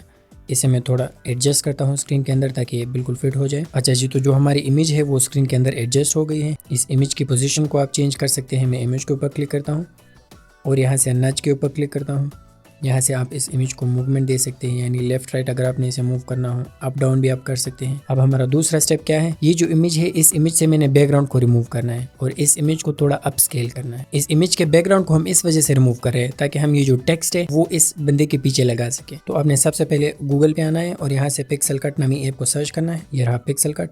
सबसे पहले हम अपने बैकग्राउंड को रिमूव करेंगे, तो आपने यहाँ से बैकग्राउंड रिमूव के ऊपर क्लिक करना है और यहाँ से अपनी इमेज को अपलोड करना है। मैं यहाँ से अपनी इमेज को अपलोड करता हूँ और अब आप देखेंगे कि जो पिक्सल कट है वो मेरी इमेज से बैकग्राउंड उसने बिल्कुल रिमूव कर दिया है। अगला एक स्टेप हम और करेंगे। मैं इसी के ऊपर क्लिक करता हूँ यहाँ से और यहाँ से अपस्केल के ऊपर क्लिक करता हूँ और यहाँ से अपनी उस इमेज को जिसे हमने बैकग्राउंड रिमूव किया था यहाँ से इसे सिलेक्ट करता हूँ और अब जो पिक्सल कट है वो हमारी इमेज की जो रेजोल्यूशन है उसे बढ़ा रहे हैं और उसे अपस्केल कर रहे हैं। तो ये लीजिए, ये बिफोर और ये रहा हमारा आफ्टर। अब मैं क्या करूंगा, इस इमेज को डाउनलोड करूंगा। अगेन फ्री वाला जो वर्जन है उसे डाउनलोड में करूंगा। हम वापस कैनवा के ऊपर आएंगे। जैसे हम कैनवा के ऊपर आए, हमने अपने उस इमेज को यहाँ पे अपलोड करना है। मैं यहाँ से अगेन अपलोड्स के ऊपर क्लिक करूंगा और यहाँ से अपलोड फाइल्स के ऊपर जाऊंगा और वो इमेज जिसको हमने अपस्केल किया था और बैकग्राउंड रिमूव किया था, मैं इस इमेज को सिलेक्ट करता हूँ और एड करता हूँ इसे यहाँ पे। तो मैं इसके साइज को इंक्रीज करता हूँ और इसे बिल्कुल दूसरे इमेज के साथ फिट करता हूँ ताकि इनकी पोजीशन एग्जैक्ट सेम उस पे हो। मैं इसके साइज को थोड़ा इंक्रीज करता हूँ और यहाँ से मैं इस इमेज के ऊपर क्लिक करूंगा। यहाँ से नच के ऊपर आऊंगा।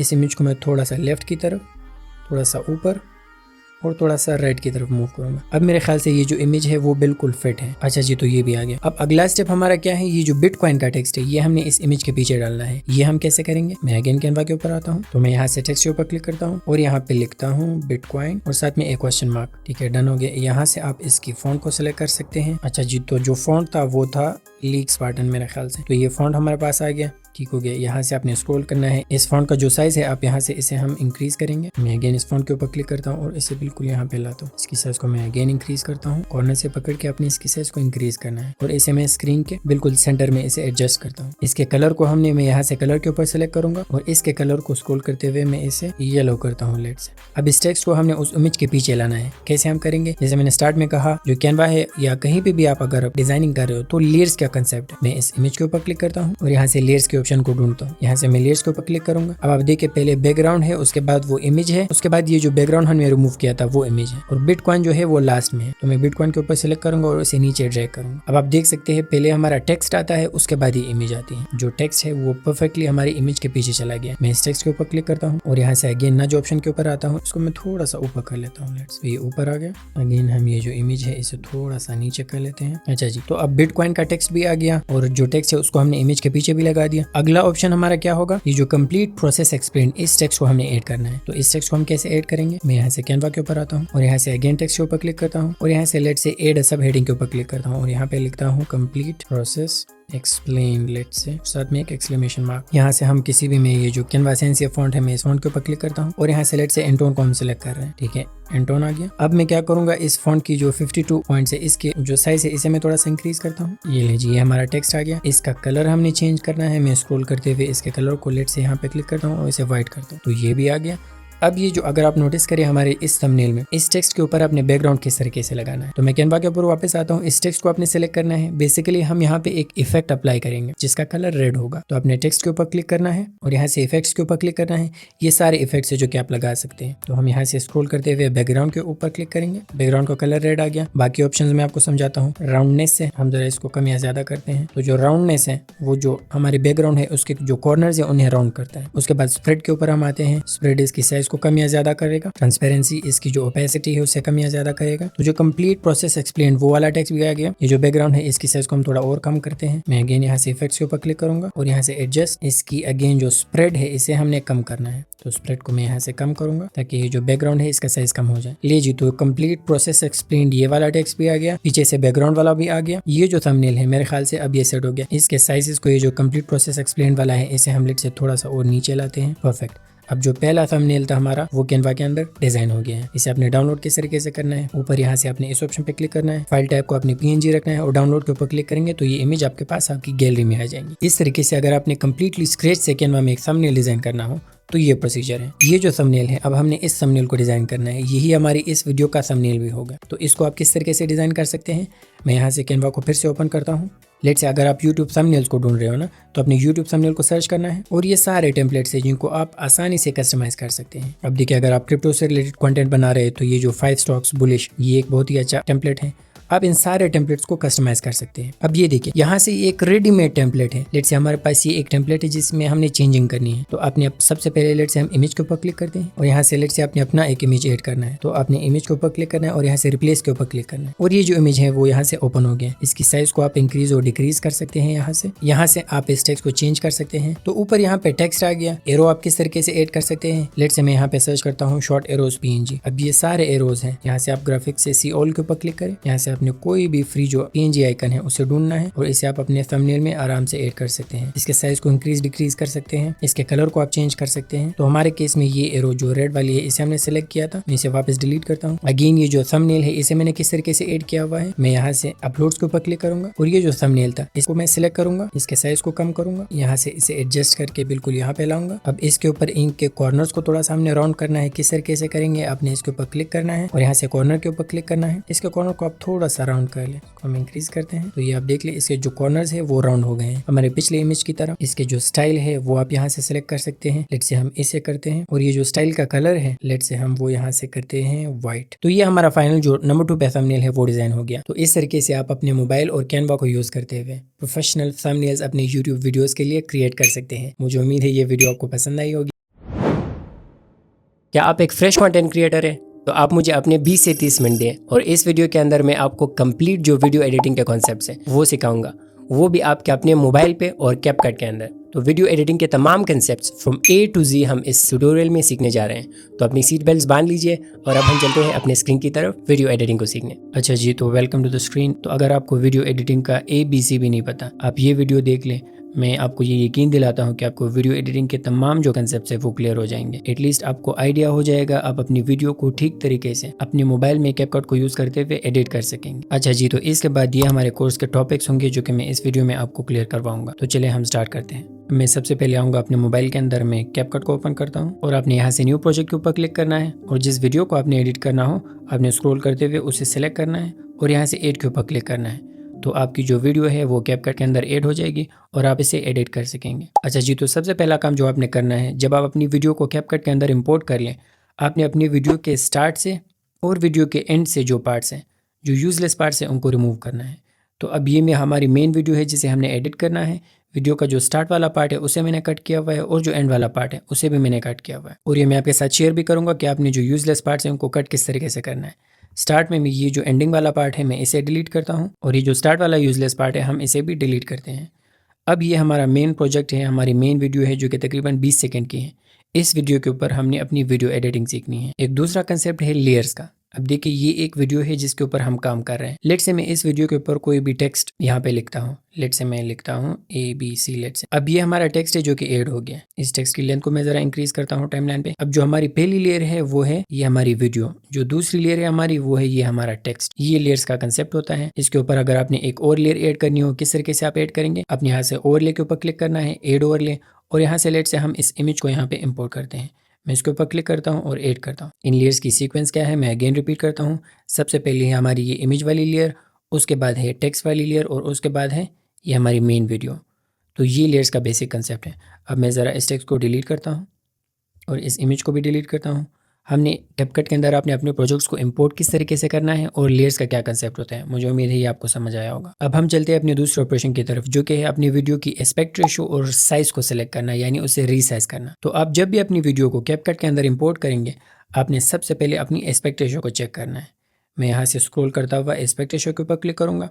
अगर आपने एक शॉर्ट एडिट करनी हुई, आप ये जो 9:10 है इसके ऊपर आपने क्लिक करना है। और अगर यूट्यूब के लिए वीडियो हुई हॉरिजॉन्टल वाली लॉन्ग वीडियो, आपने 16:9 के ऊपर क्लिक करना है और यहाँ से ठीक करना है। तो जो हमारी वीडियो का रेशो है वो आ गया। अगला है इसे रीसाइज करना। आपने अपनी वीडियो के ऊपर क्लिक करना है और यहाँ से स्क्रॉल करते हुए आपने क्रॉप के ऊपर क्लिक करना है। यहाँ से अगेन आपने 16:9 सेलेक्ट करना है और अब आप अपनी वीडियो को अपनी नीड के मुताबिक इसको रीसाइज कर सकते हैं। हम लेट से थोड़ा सा इसे जूम करते हैं। ये ले हमारी जो वीडियो है वो थोड़ी सी जूम इन हो गई। दूसरा हम इसे सेंटर में लाते हैं। मैं थोड़ा सा राइट, थोड़ा सा लेफ्ट, दैट्स इट। अब मेरे ख्याल से जो हमारी वीडियो की रीसाइजिंग है वो भी परफेक्टली हो गई है। मैं स्टिक के ऑप्शन पे क्लिक करता हूँ और ये जो हमारी वीडियो का जो एस्पेक्ट रेशो था और रीसाइजिंग थी ये भी हो गई। अच्छा जी, तो इसके बाद जो ऑपरेशन हम परफॉर्म करने जा रहे हैं वो अपनी ऑडियो की एडिटिंग। कैपकट के अंदर कुछ फीचर्स है जो कि आप अगर आप यूज करें तो आपकी ऑडियो काफी अच्छी हो जाती है। मैं अपनी हर वीडियो के लिए इस प्रोसेस को रिपीट करता हूँ। ऑडियो एडिटिंग आपने कैपकट के अंदर किस तरीके से करनी है, आपने अपनी वीडियो के ऊपर क्लिक करना है और यहाँ से आते हुए आपने स्पीड के ऊपर क्लिक करना है।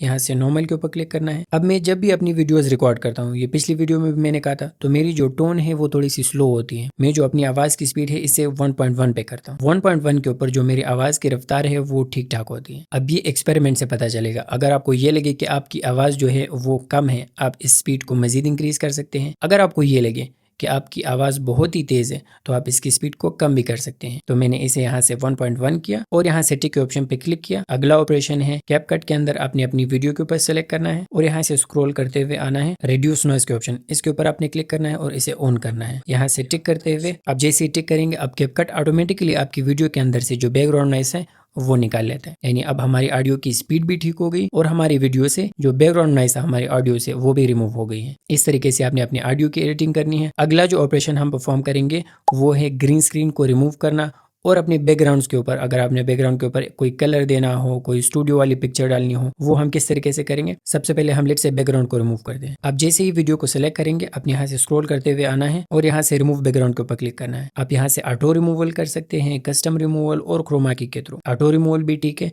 मैं नॉर्मली क्रोमा की के ऊपर क्लिक करता हूँ और यहाँ से ये जो कर्सर है इसे मैं लेके जाता हूँ ऊपर। यहाँ पर ये बेस्ट है। इसकी इंटेंसिटी को, ये जो ग्रीन कलर मेरी गर्दन के पास से दिख रहा है, इसकी इंटेंसिटी को मैं थोड़ा सा इंक्रीज करता हूँ। लेट से अराउंड 30 तक मैं इसे ले जाता हूँ। ये बेस्ट हो गया। शेडोज को हम लेट से करते हैं अराउंड 5 और अगला ऑप्शन है फेदर एज, यानी हमने अपनी वीडियो या जो एलिमेंट्स हैं उनके कॉर्नर्स को ब्लर करना है। तो इसको मैं नॉर्मली ले जाता हूँ अराउंड 80 तक। क्लीन अप एज मैं इसे भी लेट से अराउंड 25 रख लेता हूँ। मैं टिक के ऊपर क्लिक करता हूँ। जो हमारा बैकग्राउंड था वो परफेक्ट तरीके से रिमूव हो गया है। इस तरीके से अपने कैपकट के अंदर अपने वीडियो का जो ग्रीन स्क्रीन है उसके बैकग्राउंड को रिमूव करना है। इस वीडियो के बैकग्राउंड को आप किस तरीके से चेंज कर सकते हैं, कुछ ऑप्शंस हैं। अगर आप चाहते हो कि सिंपल बैकग्राउंड हो, बस उसके ऊपर कलर हो, वो आपने किस तरीके से करना है। आपने यहाँ से बैकग्राउंड के ऊपर क्लिक करना है, यहाँ से आप कलर्स के ऊपर आएंगे। ये सारे कलर्स है जिनको आप चूज कर सकते हैं। अब लेट से मुझे ये कलर पसंद है तो मैं इसके ऊपर क्लिक करूंगा, यहाँ से स्क्रॉल करते हुए इस कलर के ऑप्शन पे क्लिक करूंगा और इसकी जो इंटेंसिटी है इसे मैं थोड़ा सा कम करूंगा। किस तरीके से करूंगा, ये जो कर्सर है इसे मैं थोड़ा सा नीचे लाऊंगा, तो नीचे लाते ही इसकी जो इंटेंसिटी है वो कम हो गई। अब मैं टिक के ऑप्शन के ऊपर क्लिक करूंगा और अगेन टिक। अब जो हमारे बैकग्राउंड का कलर है वो एक रेड कलर हो गया है। अच्छा जी, ये तो हो गया अगर आपने अपनी बैकग्राउंड को सिंपली एक कलर देना हो। अगर आप ये चाहते हो आपकी बैकग्राउंड के ऊपर कोई भी स्टूडियो टाइप वाली इमेज या एक वीडियो आए, वो आपने किस तरीके से करना है। तो सबसे पहले मैं अपने उस इमेज को यहाँ से एड करता हूँ। प्लस वाले आइकन पे आपने क्लिक करना है, यहाँ से मैं लेट से इस इमेज को उठाता हूँ और इसे एड करता हूँ यहाँ। अब ये देखिए, मैं टाइमलाइन को जरा जूम करता हूँ, हमारी ये इमेज आ गई और ये वीडियो है। अब अगर मैं चाहता हूँ कि ये जो इमेज है वो बैकग्राउंड पे आ जाए, मैं सबसे पहले इसको सिलेक्ट करता हूँ और इस स्क्रीन के अंदर रीसाइज करता हूँ। अगला अब काम हमने क्या करना है, बैकग्राउंड पे ये इमेज हो और वीडियो प्ले हो रही हो। तो मैं वीडियो के ऊपर क्लिक करूंगा और यहाँ से मैं आऊंगा ओवरले के ऊपर क्लिक करूंगा और इस वीडियो को ड्रैग करते हुए स्टार्ट तक लाऊंगा। तो अब आप जैसे आप नोटिस करेंगे, ये देखिए क्या हो रहा है। मैं इस इमेज की लेंथ को जरा एक्सटेंड करता हूँ। अब आप देखें, ये जो हमारा वीडियो है वो प्ले हो रही है, उसके बाद जो इमेज है वो बैकग्राउंड में है। मैं इस इमेज को वापस डिलीट करता हूँ और वापस अपनी वीडियो के ऊपर आता हूँ। अच्छा जी, तो इस तरीके से आप अपनी वीडियो या बैकग्राउंड के पीछे कोई भी इमेज या वीडियो लगा सकते हैं। मुझे उम्मीद है ये ऑप्शन आपको समझ आया होगा। अच्छा जी, तो अगला ऑप्शन जो हम यूज करेंगे वो है आपने अपनी वीडियो की जो कलर ग्रेडिंग है या एडजस्टमेंट्स है वो किस तरीके से कैपकट के अंदर करनी है। तो आपने अपनी वीडियो के ऊपर क्लिक करना है और यहाँ से स्क्रॉल करते हुए आपने एडजस्ट के ऑप्शन को ढूंढना है। यहाँ से मैं एडजस्ट के ऊपर क्लिक करता हूँ। आप जैसे यहाँ से ऑटो एडजस्ट के ऊपर क्लिक करेंगे तो आपकी वीडियो की कलर ग्रेडिंग कैपकट खुद ब खुद कर लेता है। आपकी वीडियो के एनवायरनमेंट को समझ के आपकी वीडियो के कलर्स को बहुत ही अच्छे तरीके से एडजस्ट कर लेता है। ये ऑप्शन मुझे अगेन मैं कह रहा हूँ बहुत पसंद है। मेरी कलर ग्रेडिंग में मैं ऑटो एडजस्ट के ऊपर क्लिक करता हूँ, उसके बाद मैं फिल्टर्स के ऊपर क्लिक करता हूँ। ये जो 4K का फिल्टर है इसे मैं नॉर्मली यूज करता हूँ। नॉर्मली ये बेस्ट से बेस्ट कलर ग्रेडिंग है कैपकट मोबाइल के अंदर। इसके बावजूद भी अगर आपने कस्टमाइज जो कलर ग्रेडिंग है वो करनी हो तो इन दो ऑप्शन के बाद यानी ऑटो एडजस्ट और फिल्टर के बाद आपने यहाँ से आना है। मैं ब्राइटनेस के ऊपर क्लिक करता हूँ। लेट से हम इसे करते हैं अराउंड 10। कंट्रास्ट को हम करते हैं लेट से अराउंड 8। लेट से सैचुरेशन को हम रखते हैं लेट से अराउंड 8। ब्रिलियंस को हम रखते हैं अराउंड 10 या 15। शार्पन और जो क्लैरिटी है इन दोनों ऑप्शंस को मैं अराउंड 30 रखता हूँ। तो शार्पन हमारा आ गया 30। क्लैरिटी पे मैं क्लिक करता हूँ, इसे भी 30 सिलेक्ट करता हूँ। हाईलाइट्स को लेट से मैं करता हूँ अराउंड 10। शेडोज को मैं क्लिक करके करता हूँ अराउंड 8 और यहाँ से मैं स्क्रॉल करते हुए विनियर का ऑप्शन। विनियर को आप जरा नोटिस करें, मैं जब इसे इंक्रीज करता हूँ तो इसके जो कॉर्नर्स है वो डार्क हो जाते हैं, ब्लैक कलर्स पे आ जाते हैं। जब मैं इसे डिक्रीज करता हूँ तो ये एक वाइट कलर उसके ऊपर आता है। तो जो विनियर का ऑप्शन है इसे मैं नॉर्मली अराउंड 25 रखता हूँ। अब इस विनियर के ऑप्शन को जब आप ऑन करते हैं, इसका मकसद ये होता है कि जो फोकस है वो सेंट्रल ऑब्जेक्ट पे हो, यानी हमारी वीडियो के केस में जो फोकस है वो सिर्फ मेरे फेस के ऊपर है और जो वीडियो के कॉर्नर्स है वो डार्क हो रहे हैं। अगला ऑप्शन है हमारा ग्रेन में, इसके ऊपर क्लिक करता हूँ और इसे अराउंड 2 to 3 में यूज करता हूँ। तो यही बेस्ट से बेस्ट कलर ग्रेडिंग है कैपकट मोबाइल के अंदर। अच्छा जी, तो जो अगला ऑप्शन हम यूज करेंगे अपनी वीडियो को ठीक करने करने के लिए, उसके कलर्स को ठीक करने के लिए, वो है स्टेबलाइजेशन। ये ऑप्शन भी कैपकट के अंदर मुझे बहुत पसंद है। ये आपकी वीडियो के कलर्स को, आपकी वीडियो की क्वालिटी को खुद ब खुद ही इनहेंस करता है ऑटोमेटिकली। अपनी वीडियो को स्टेबलाइज किस तरीके से करना है, मैं वीडियो के ऊपर क्लिक करता हूँ और यहाँ से स्क्रॉल करते हुए स्टेबलाइज के ऑप्शन को ढूंढता हूँ। ये रहा ये ऑप्शन, मैं स्टेबलाइज के ऊपर क्लिक करता हूँ। आप यहाँ से जो स्टेबलाइजेशन का ऑप्शन है इसको आप कम या ज्यादा कर सकते हैं। मैं नॉर्मली इसे मोस्ट स्टेबल के ऊपर करता हूँ। अब जो हमारी वीडियो है वो स्टेबलाइज भी हो गई है। अब जो हमारा मेन कंसेप्ट है वो है कि कैपकट के अंदर आपने अपनी वीडियो को स्प्लिटिंग किस तरीके से करनी है, ट्रिमिंग आपने किस तरीके से करनी है। इस वीडियो में जब आप अपनी वीडियो रिकॉर्ड करेंगे तो उसके अंदर कुछ यूजलेस पार्ट्स होंगे, कुछ जुमले आपने दोहराए होंगे, कहीं पे आपसे मिस्टेक हुई होगी। तो उन मिस्टेक्स को, उन रिपीटेड सेंटेंसेस को आपने किस तरीके से रिमूव करना है, यही स्प्लिटिंग का मकसद होता है। मैं सबसे पहले आपको अपनी वीडियो दिखाता हूँ। इसमें से जो यूजलेस पार्ट्स होंगे आपने उनको नोटिस करना है। मैं ज़रा इसे स्टार्ट से प्ले करता हूँ। अपने मोबाइल को यूज़ करते हुए आपने प्रोफेशनली अपनी यूट्यूब वीडियो को किस तरीके से अपलोड करना है, आपने अपने डिस्क्रिप्शन का जो टेम्पलेट है उसे क्या रखना है, टाइटल को किस तरीके से पिक करना है, अपने टैग्स को किस तरीके से, अपने जो इंपॉर्टेंट टैग्स है जो आपकी टॉपिक से यहाँ पे नोटिस करेंगे जब मैं टैग्स की बात करता हूँ तो यहाँ पे मैं उस जुमले को गलत बोल लेता हूँ या फिर उस जुमले को आपके लिए फिर से रिपीट करता हूँ। तो ये जहाँ पे मैंने टैग्स कहा हुआ है, आपने टैग्स को किस तरीके से, अब ये एक यूजलेस पार्ट है जिसे मैंने रिमूव करना है। मैं आपको अगेन सुनाता हूँ। अपने टैग्स को किस तरीके से, अब देखिए आपने टेक्स्ट को किस तरीके से, और बाद में मैं फिर टेक्स्ट को रिपीट करता हूँ। तो ये जो पहला वाला सेंटेंस है, टेक्स्ट को किस तरीके से, हमने इसे सिलेक्ट करना है, इसे रिमूव करना है। जहाँ से हमारा यूजलेस पार्ट स्टार्ट होता है, पहला कट वहाँ पे लगेगा और फिर ये यूजलेस पार्ट जहाँ पे एंड होता है, दूसरा कट वहाँ पे लगेगा। तो मैं ज़रा इसे करके दिखाता हूँ आपको। उसे क्या रखना है, टाइटल को किस तरीके से पिक करना है, अपने टेक्स्ट को किस तरीके से, टाइटल को किस तरीके से पिक करना है, किस तरीके से पिक करना है। और यहाँ पे जो हमारा यूजलेस पार्ट है वो यहाँ से स्टार्ट हो रहा है। तो मैं वीडियो के ऊपर क्लिक करूँगा और यहाँ से स्प्लिट के ऊपर क्लिक करूँगा और यहाँ से अगेन से प्ले करूँगा। अपने टेक्स्ट को किस तरीके से, अब जो मेरा यूजलेस पार्ट है वो यहाँ पे आके एंड होता है। तो मैं क्या करूँगा, यहाँ से एक और कट लगाऊंगा। मैं यहाँ से स्प्लिट के ऊपर क्लिक करूँगा। अब ये जो कट है ये एक यूजलेस पार्ट है जो कि मेरी वीडियो के अंदर आ रहा है। तो इसे मैं सेलेक्ट करूँगा और यहाँ से डिलीट के ऑप्शन के ऊपर क्लिक करूँगा। मेरी वीडियो से जो यूजलेस पार्ट है वो रिमूव हो गया है। इस तरीके से अपने बारी बारी अपनी वीडियो को प्ले करना है, उसमें से जो भी यूजलेस पार्ट्स होंगे अपने उनको रिमूव करना है। मैं इस वीडियो को चेक करता हूँ, अगर कोई और यूजलेस पार्ट हुआ उसे भी रिमूव करता हूँ। अच्छा जी, तो फाइनली जो मेरी वीडियो से जो भी यूजलेस पार्ट्स थे वो मैंने रिमूव कर लिए हैं। तो हमारा जो स्प्लिटिंग और ट्रिमिंग का कंसेप्ट था, मुझे उम्मीद है आपको ये भी समझ आया होगा। अब हमारा अगला कंसेप्ट है बी रोल किस तरीके से आपने ऐड करना है, फाइंड कहाँ से करना है और अपनी वीडियो में ऐड किस तरीके से करना है। अब जब मैं बोल रहा हूँ, लेट से मैं बात कर रहा हूँ टेक्स्ट के हवाले से, मैं बात कर रहा हूँ यूट्यूब के हवाले से, मेरी जो बोलना है उसे सपोर्ट करने के लिए अगर मैं कोई क्लिप लाता हूँ, कोई इमेज लाता हूँ, उस इमेज या क्लिप को जो मैं अपनी ऑडियो को सपोर्ट करने के लिए डालता हूँ उसे हम कहते हैं बी रोल। अब बी रोल को फाइंड करने के मुख्तलिफ तरीके, कुछ साइट्स है जैसे pexels.com में, आप वहाँ से अपने बी रोल को डाउनलोड कर सकते हैं। कैपकट के अंदर बी रोल होते हैं, वीडियोस और इमेजेस, आप इनको यूज कर सकते हैं। आप खुद भी अपने बी रोल को शूट कर सकते हैं। अब बी रोल जैसी आपके पास आ गई, अगर आपने किसी साइट से डाउनलोड किया हो या कैपकट से डाउनलोड किया हो, ये चीज़ याद रखें कि आपने उसके ऊपर इफेक्ट्स लगाने हैं और उसकी लेंथ को आपने मैक्सिमम 2 से 3 सेकंड्स तक रखना है। मैं ज़रा वीडियो को प्ले करता हूँ और हम देखते हैं कि कहाँ कहाँ पे हमें जो बी रोल है यानी इमेज या वीडियो की ज़रूरत पड़ सकती है। अपने मोबाइल को यूज़ करते हुए आपने प्रोफेशनली अपनी यूट्यूब वीडियो को किस तरीके से अपलोड अब करना जहाँ है। से मैं बात कर रहा हूँ प्रोफेशनली यूट्यूब वीडियो को किस तरीके से अपलोड करना है। अच्छा, अब लेट से मुझे लगता है कि यहाँ पे मुझे यूट्यूब से रिलेटेड एक बी रोल यहाँ पे ऐड करना है। तो मैं यहाँ से जो कर्सर है वो मेरा यहीं पे है, मैं यहाँ पे आऊँगा, ओवरले के ऊपर क्लिक करूंगा, यहाँ से ऐड ओवरले। अगर आपकी गैलरी में कुछ रिकॉर्ड हो तो आपने उससे अपनी ओवरले को ऐड करना है, नहीं तो आप कैपकट की जो लाइब्रेरी है आप इसको यूज़ कर सकते हैं। ये सारी लाइब्रेरी है, इन सारे बी रोल्स को आप ऐड कर सकते हैं। आप यहाँ से सर्च कर सकते हैं। मैं यहाँ से सेव आइकन के ऊपर क्लिक करता हूँ। अब यूट्यूब से रिलेटेड जो हमारे पास बी रोल है वो लेट से ये वीडियो है। सबसे पहले तो मैं इसकी लेंथ को थोड़ा कम कर देता हूँ, अराउंड 4.3 सेकंड्स लेट से, और टिक के ऑप्शन के ऊपर मैं यहाँ से उसे ऐड करता हूँ। इसको मैं रीसाइज करता हूँ, स्क्रीन के अंदर फिट करता हूँ इसे। अब लेट से इसकी लेंथ को मैं, इसकी स्पीड को मैंने बढ़ाया और इसकी लेंथ को मैं करता हूँ लेट से अराउंड 2.5 सेकंड्स लेट से। मैं इसे प्ले करता हूँ फिर से। अपने मोबाइल को यूज़ करते हुए आपने प्रोफेशनली अपनी यूट्यूब वीडियो को किस तरीके से अपलोड करना है। तो यहाँ तक ठीक है, बाकी हिस्से को मैं अगेन सेलेक्ट करके स्प्लिट करके और यहाँ से डिलीट कर देता हूँ। अगेन मैं इसे प्ले करता हूँ। अपनी यूट्यूब वीडियो को किस तरीके से अपलोड करना है। अब जब मैं यूट्यूब वीडियो की बात कर रहा होता हूँ तो जो हमारा बी रोल है इसे सपोर्ट करने के लिए हम यूट्यूब का जो लोगो है या यूट्यूब की एक वीडियो यहाँ पे चला रहे हैं, यही बी रोल है। इस तरीके से अपनी वीडियो के अंदर बी रोल को ऐड करना है। अपने अगेन ये याद रखना है, उसकी लेंथ को कम रखना है, उसके ऊपर इफेक्ट्स अप्लाई करना है। इफेक्ट्स हम किस तरीके से अप्लाई करेंगे ये हम आगे सीखेंगे। मैं अपनी वीडियो को आगे प्ले करता हूँ। अपने डिस्क्रिप्शन का जो टेम्पलेट है उसे क्या रखना है, टाइटल को किस तरीके से पिक करना है, अपने जो इंपॉर्टेंट टैग्स यानी यहाँ पे टाइटल और डिस्क्रिप्शन की बात हो रही है। मैं अगेन एड ओवरले के ऊपर क्लिक करता हूँ और यहाँ से लेट से हम अगेन लाइब्रेरी के ऊपर आते हैं। अब लेट से फॉर एग्जांपल मैं ये जो बी रोल है इसे ऐड करता हूँ, ब्रेकिंग न्यूज़ वाला। तो मैंने इसके ऊपर क्लिक किया, तो मैं अगेन इसके ऊपर क्लिक करूँगा, यहाँ से टिक के ऑप्शन के ऊपर और ऐड कर दूँगा इसे मैं स्क्रीन के अंदर रीसाइज करूँगा और यहाँ से इसकी लेंथ को हम कम करते हैं। लेट से मैं इसे प्ले करता हूँ अगेन वीडियो को। पिक करना है अपने जो इंपॉर्टेंट टैग्स है जो आपकी टॉप, और यहाँ तक लेट से मैं इसे स्प्लिट करता हूँ और बाकी हिस्से को डिलीट करता हूँ। इसकी लेंथ 2 सेकेंड्स आ गई हमारे पास। अब देखें, ये तो मैंने आपको समझाने के लिए ये क्लिप लगा लिया। आपने अपनी वीडियो से रिलेटेड जो आप बोल रहे हो उससे रिलेटेड बी रोल को यहाँ पे ऐड करना है। तो 2 बी रोल हमने अपनी वीडियो के ऊपर ऐड कर ली। मैं अगेन ज़रा इसे प्ले करके आपको दिखाता हूँ। रखना है टाइटल को किस तरीके से पिक करना है, अपनी जो इंपॉर्टेंट टैग्स है जो आपके इस वीडियो की जो बी रोल है इसकी स्पीड को हम थोड़ा सा इंक्रीज़ करते हैं।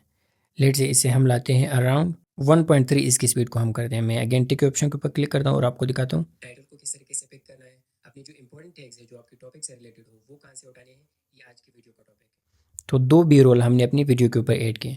अगर आपने इमेजेस ऐड करनी हो, आपने इसी तरह एज ओवरले उन इमेजेस को ऐड करना है। मुझे उम्मीद है ये ऑप्शन भी आपको समझ आया होगा। अगला जो ऑप्शन हम सीखेंगे वो है ट्रांजिशंस और एनिमेशंस का। तो ट्रांजिशंस को हम सबसे पहले सीखते हैं। मैं अपनी इस टाइमलाइन को जरा जूम करता हूँ। ट्रांजिशंस जो हमारी वीडियो के ऊपर हमने ये कट्स लगाए हैं, पहला कट ये रहा और दूसरा कट ये रहा। अब जहाँ से ये वीडियो प्ले होगी मैं जरा इस बी रोल को यहाँ से हटा देता हूँ और इस वीडियो को मैं प्ले करता हूँ। आप जरा इसे नोटिस करें, इसे पिक करना है अपने जो अब देखिए, जैसे ही ये कट वाला पार्ट आता है यहाँ पे दिख जाता है कि हम वीडियो में अटके हैं या यहाँ पे एडिटिंग हुई है। तो इस एडिटिंग को या इस कट को अपनी स्मूथ किस तरीके से करना है, इसके लिए हम ट्रांजिशंस का यूज़ करते हैं। आप अगेन इसको चेक कर लीजिए, जब ये कट आता है तो हमारी वीडियो दिख जाती है कि यहाँ पे एडिटिंग हुई है। मैं इसे प्ले करता हूँ। पिक करना है अपने जो इम्पोर्टेंट देखिए, जब आपने मैं कहता हूँ तो वहाँ पे दिख जाता है कि एडिटिंग हुई है। मैं इस जो अपना बी रोल है उसे अगेन अपनी जगह पे लाता हूँ और अब इन जो ट्रांजिशंस हैं इन कट्स के ऊपर हमने किस तरीके से लगानी है, मैं इस कट के ऊपर क्लिक करूँगा और यहाँ से ये सारे ट्रांजिशंस है जो कि आप अपनी वीडियो के ऊपर आसानी से अप्लाई कर सकते हैं। मेरा फेवरेट ट्रांजिशन है मिक्स वाला, तो मैं मिक्स के ऊपर क्लिक करता हूँ। यहाँ से इसकी लेंथ को मैं 0.1 सेकेंड रखता हूँ लेट से और यहाँ से टिक के ऑप्शन के ऊपर क्लिक करता हूँ। अब मेरी ये जो कट मैंने लगाया था इसके ऊपर एक ट्रांजिशन अप्लाई हो गई है जो कि मिक्स ट्रांजिशन। अब ये हमारा दूसरा कट है। इसके ऊपर अगर मैनुअली आपने एक बहुत ही लंबी वीडियो एडिट करनी हो और उसके ऊपर लेट से 100-200 कट्स हो, तो अगर आप मैनुअली लगाएंगे ट्रांजिशन उसके ऊपर आपका बहुत ज्यादा टाइम वेस्ट होना है। इसी के लिए एक ऑप्शन है जो कि अप्लाई टू ऑल। आप इसी ट्रांजिशन को अपनी तमाम वीडियो के जो कट्स है उसके ऊपर अप्लाई करें। वो आपने किस तरीके से करना है, तो मैं अपनी इस ट्रांजिशन के ऑप्शन पर क्लिक करता हूँ और यहाँ से ये जो ऑप्शन है अप्लाई टू ऑल, आप इसके ऊपर क्लिक करें। ये देखिए अप्लाई टू ऑल क्लिप्स, ये जो ट्रांजिशन है ये हमारी तमाम जो कट्स है उसके ऊपर अप्लाई हो गई है। आपके केस के अंदर आपकी वीडियो के अंदर जितने भी कट्स होंगे उसके ऊपर जो ट्रांजिशन है वो अप्लाई हो जाएगी। अगला कंसेप्ट है एनिमेशंस का। अब एनिमेशंस का मतलब आपने उसे एनिमेट करना, उसके अंदर एक मूवमेंट लाना, यही एनिमेशंस का कॉन्सेप्ट है। वो आप इमेज के ऊपर भी कर सकते हैं, आप टेक्स्ट के ऊपर भी कर सकते हैं, आप जो वीडियो है उसके ऊपर भी कर सकते हैं।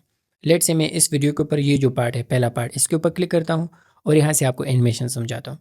तो जैसे मैंने यहाँ पे क्लिक किया, यहाँ से मैं एनिमेशंस के ऊपर क्लिक करता हूँ। हम जो एनिमेशन है वो टेक्स्ट के ऊपर भी लगाएंगे। फिलहाल मैं ये जो वीडियो का पार्ट है इसके ऊपर आपको समझाता हूँ। अब यहाँ से मैं जूम वन के ऊपर लेट से क्लिक करता हूँ। अब देखिए मूवमेंट आ गई। इसकी टाइमलाइन आप यहाँ से इंक्रीज डिक्रीज कर सकते हैं। नॉर्मली ये जो स्टार्ट वाला एनिमेशन है इसकी लेंथ में 0.5 सेकंड रखता हूँ। मैं टिक के ऑप्शन पे क्लिक करता हूँ। अब ये देखिए जो हमारी वीडियो है उसके ऊपर एक एनिमेशन आ गई है। मैं स्टार्ट से अगेन आपको दिखाता हूँ। तो एक जूम आउट जो एनिमेशन है वो हमारी वीडियो के ऊपर लग गई। अब देखिए स्टार्ट से हम जूम इन हैं और आहिस्ता आहिस्ता हम जूम आउट हो रहे हैं। इस तरीके से आपने अपनी वीडियो को एनिमेट करना है। अगेन लेट से ये जो दूसरा पार्ट है इसके ऊपर आप किस तरीके से एनिमेशन अप्लाई करेंगे, आपने क्लिप को सिलेक्ट करना है, एनिमेशंस के ऊपर क्लिक करना है। लेट से ये जो हम स्लाइड लेफ्ट वाला एनिमेशन है इसको हम अप्लाई करते हैं। इसकी लेंथ को हम लेट से करते हैं अराउंड 0.1 सेकेंड और यहाँ से मैं टिक के ऑप्शन के ऊपर क्लिक करता हूँ। अब मैं ज़रा प्ले करता हूँ वीडियो को। ये रहा हमारा पहला एनिमेशन। अपने मोबाइल को यूज़ करते हैं। इसकी लेंथ को मैं थोड़ा सा इंक्रीज़ करता हूँ, 0.4 तक करता हूँ ताकि आपको समझ आ जाए।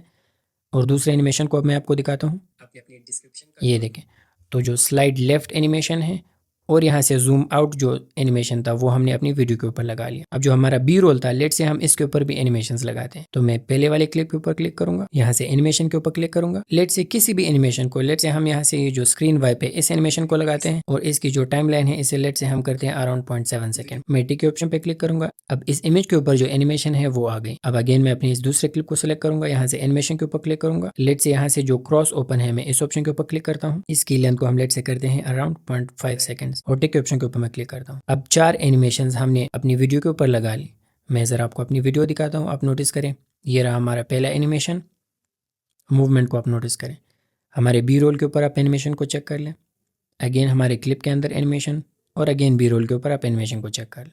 तो इस तरीके से आपने अपनी वीडियो के ऊपर जो ट्रांजिशंस है और एनिमेशंस है उनका यूज़ करना है। एक टेक्स्ट के ऊपर ट्रांजिशंस और एनिमेशंस रह रही है, वो भी मैं आपको फिर दिखाता हूँ। तो मुझे उम्मीद है जो ट्रांजिशंस और एनिमेशंस का कॉन्सेप्ट है वो आपको आसानी से समझ आया होगा। अच्छा, अगला ऑप्शन है हमारा अप्लाइंग वीडियो इफेक्ट्स, यानी जो आपकी वीडियोज़ है, आपके बी रोल्स है, उसके ऊपर आपने इफेक्ट्स किस तरीके से लगाने हैं कैपकट के अंदर, वो हमने सीखने हैं।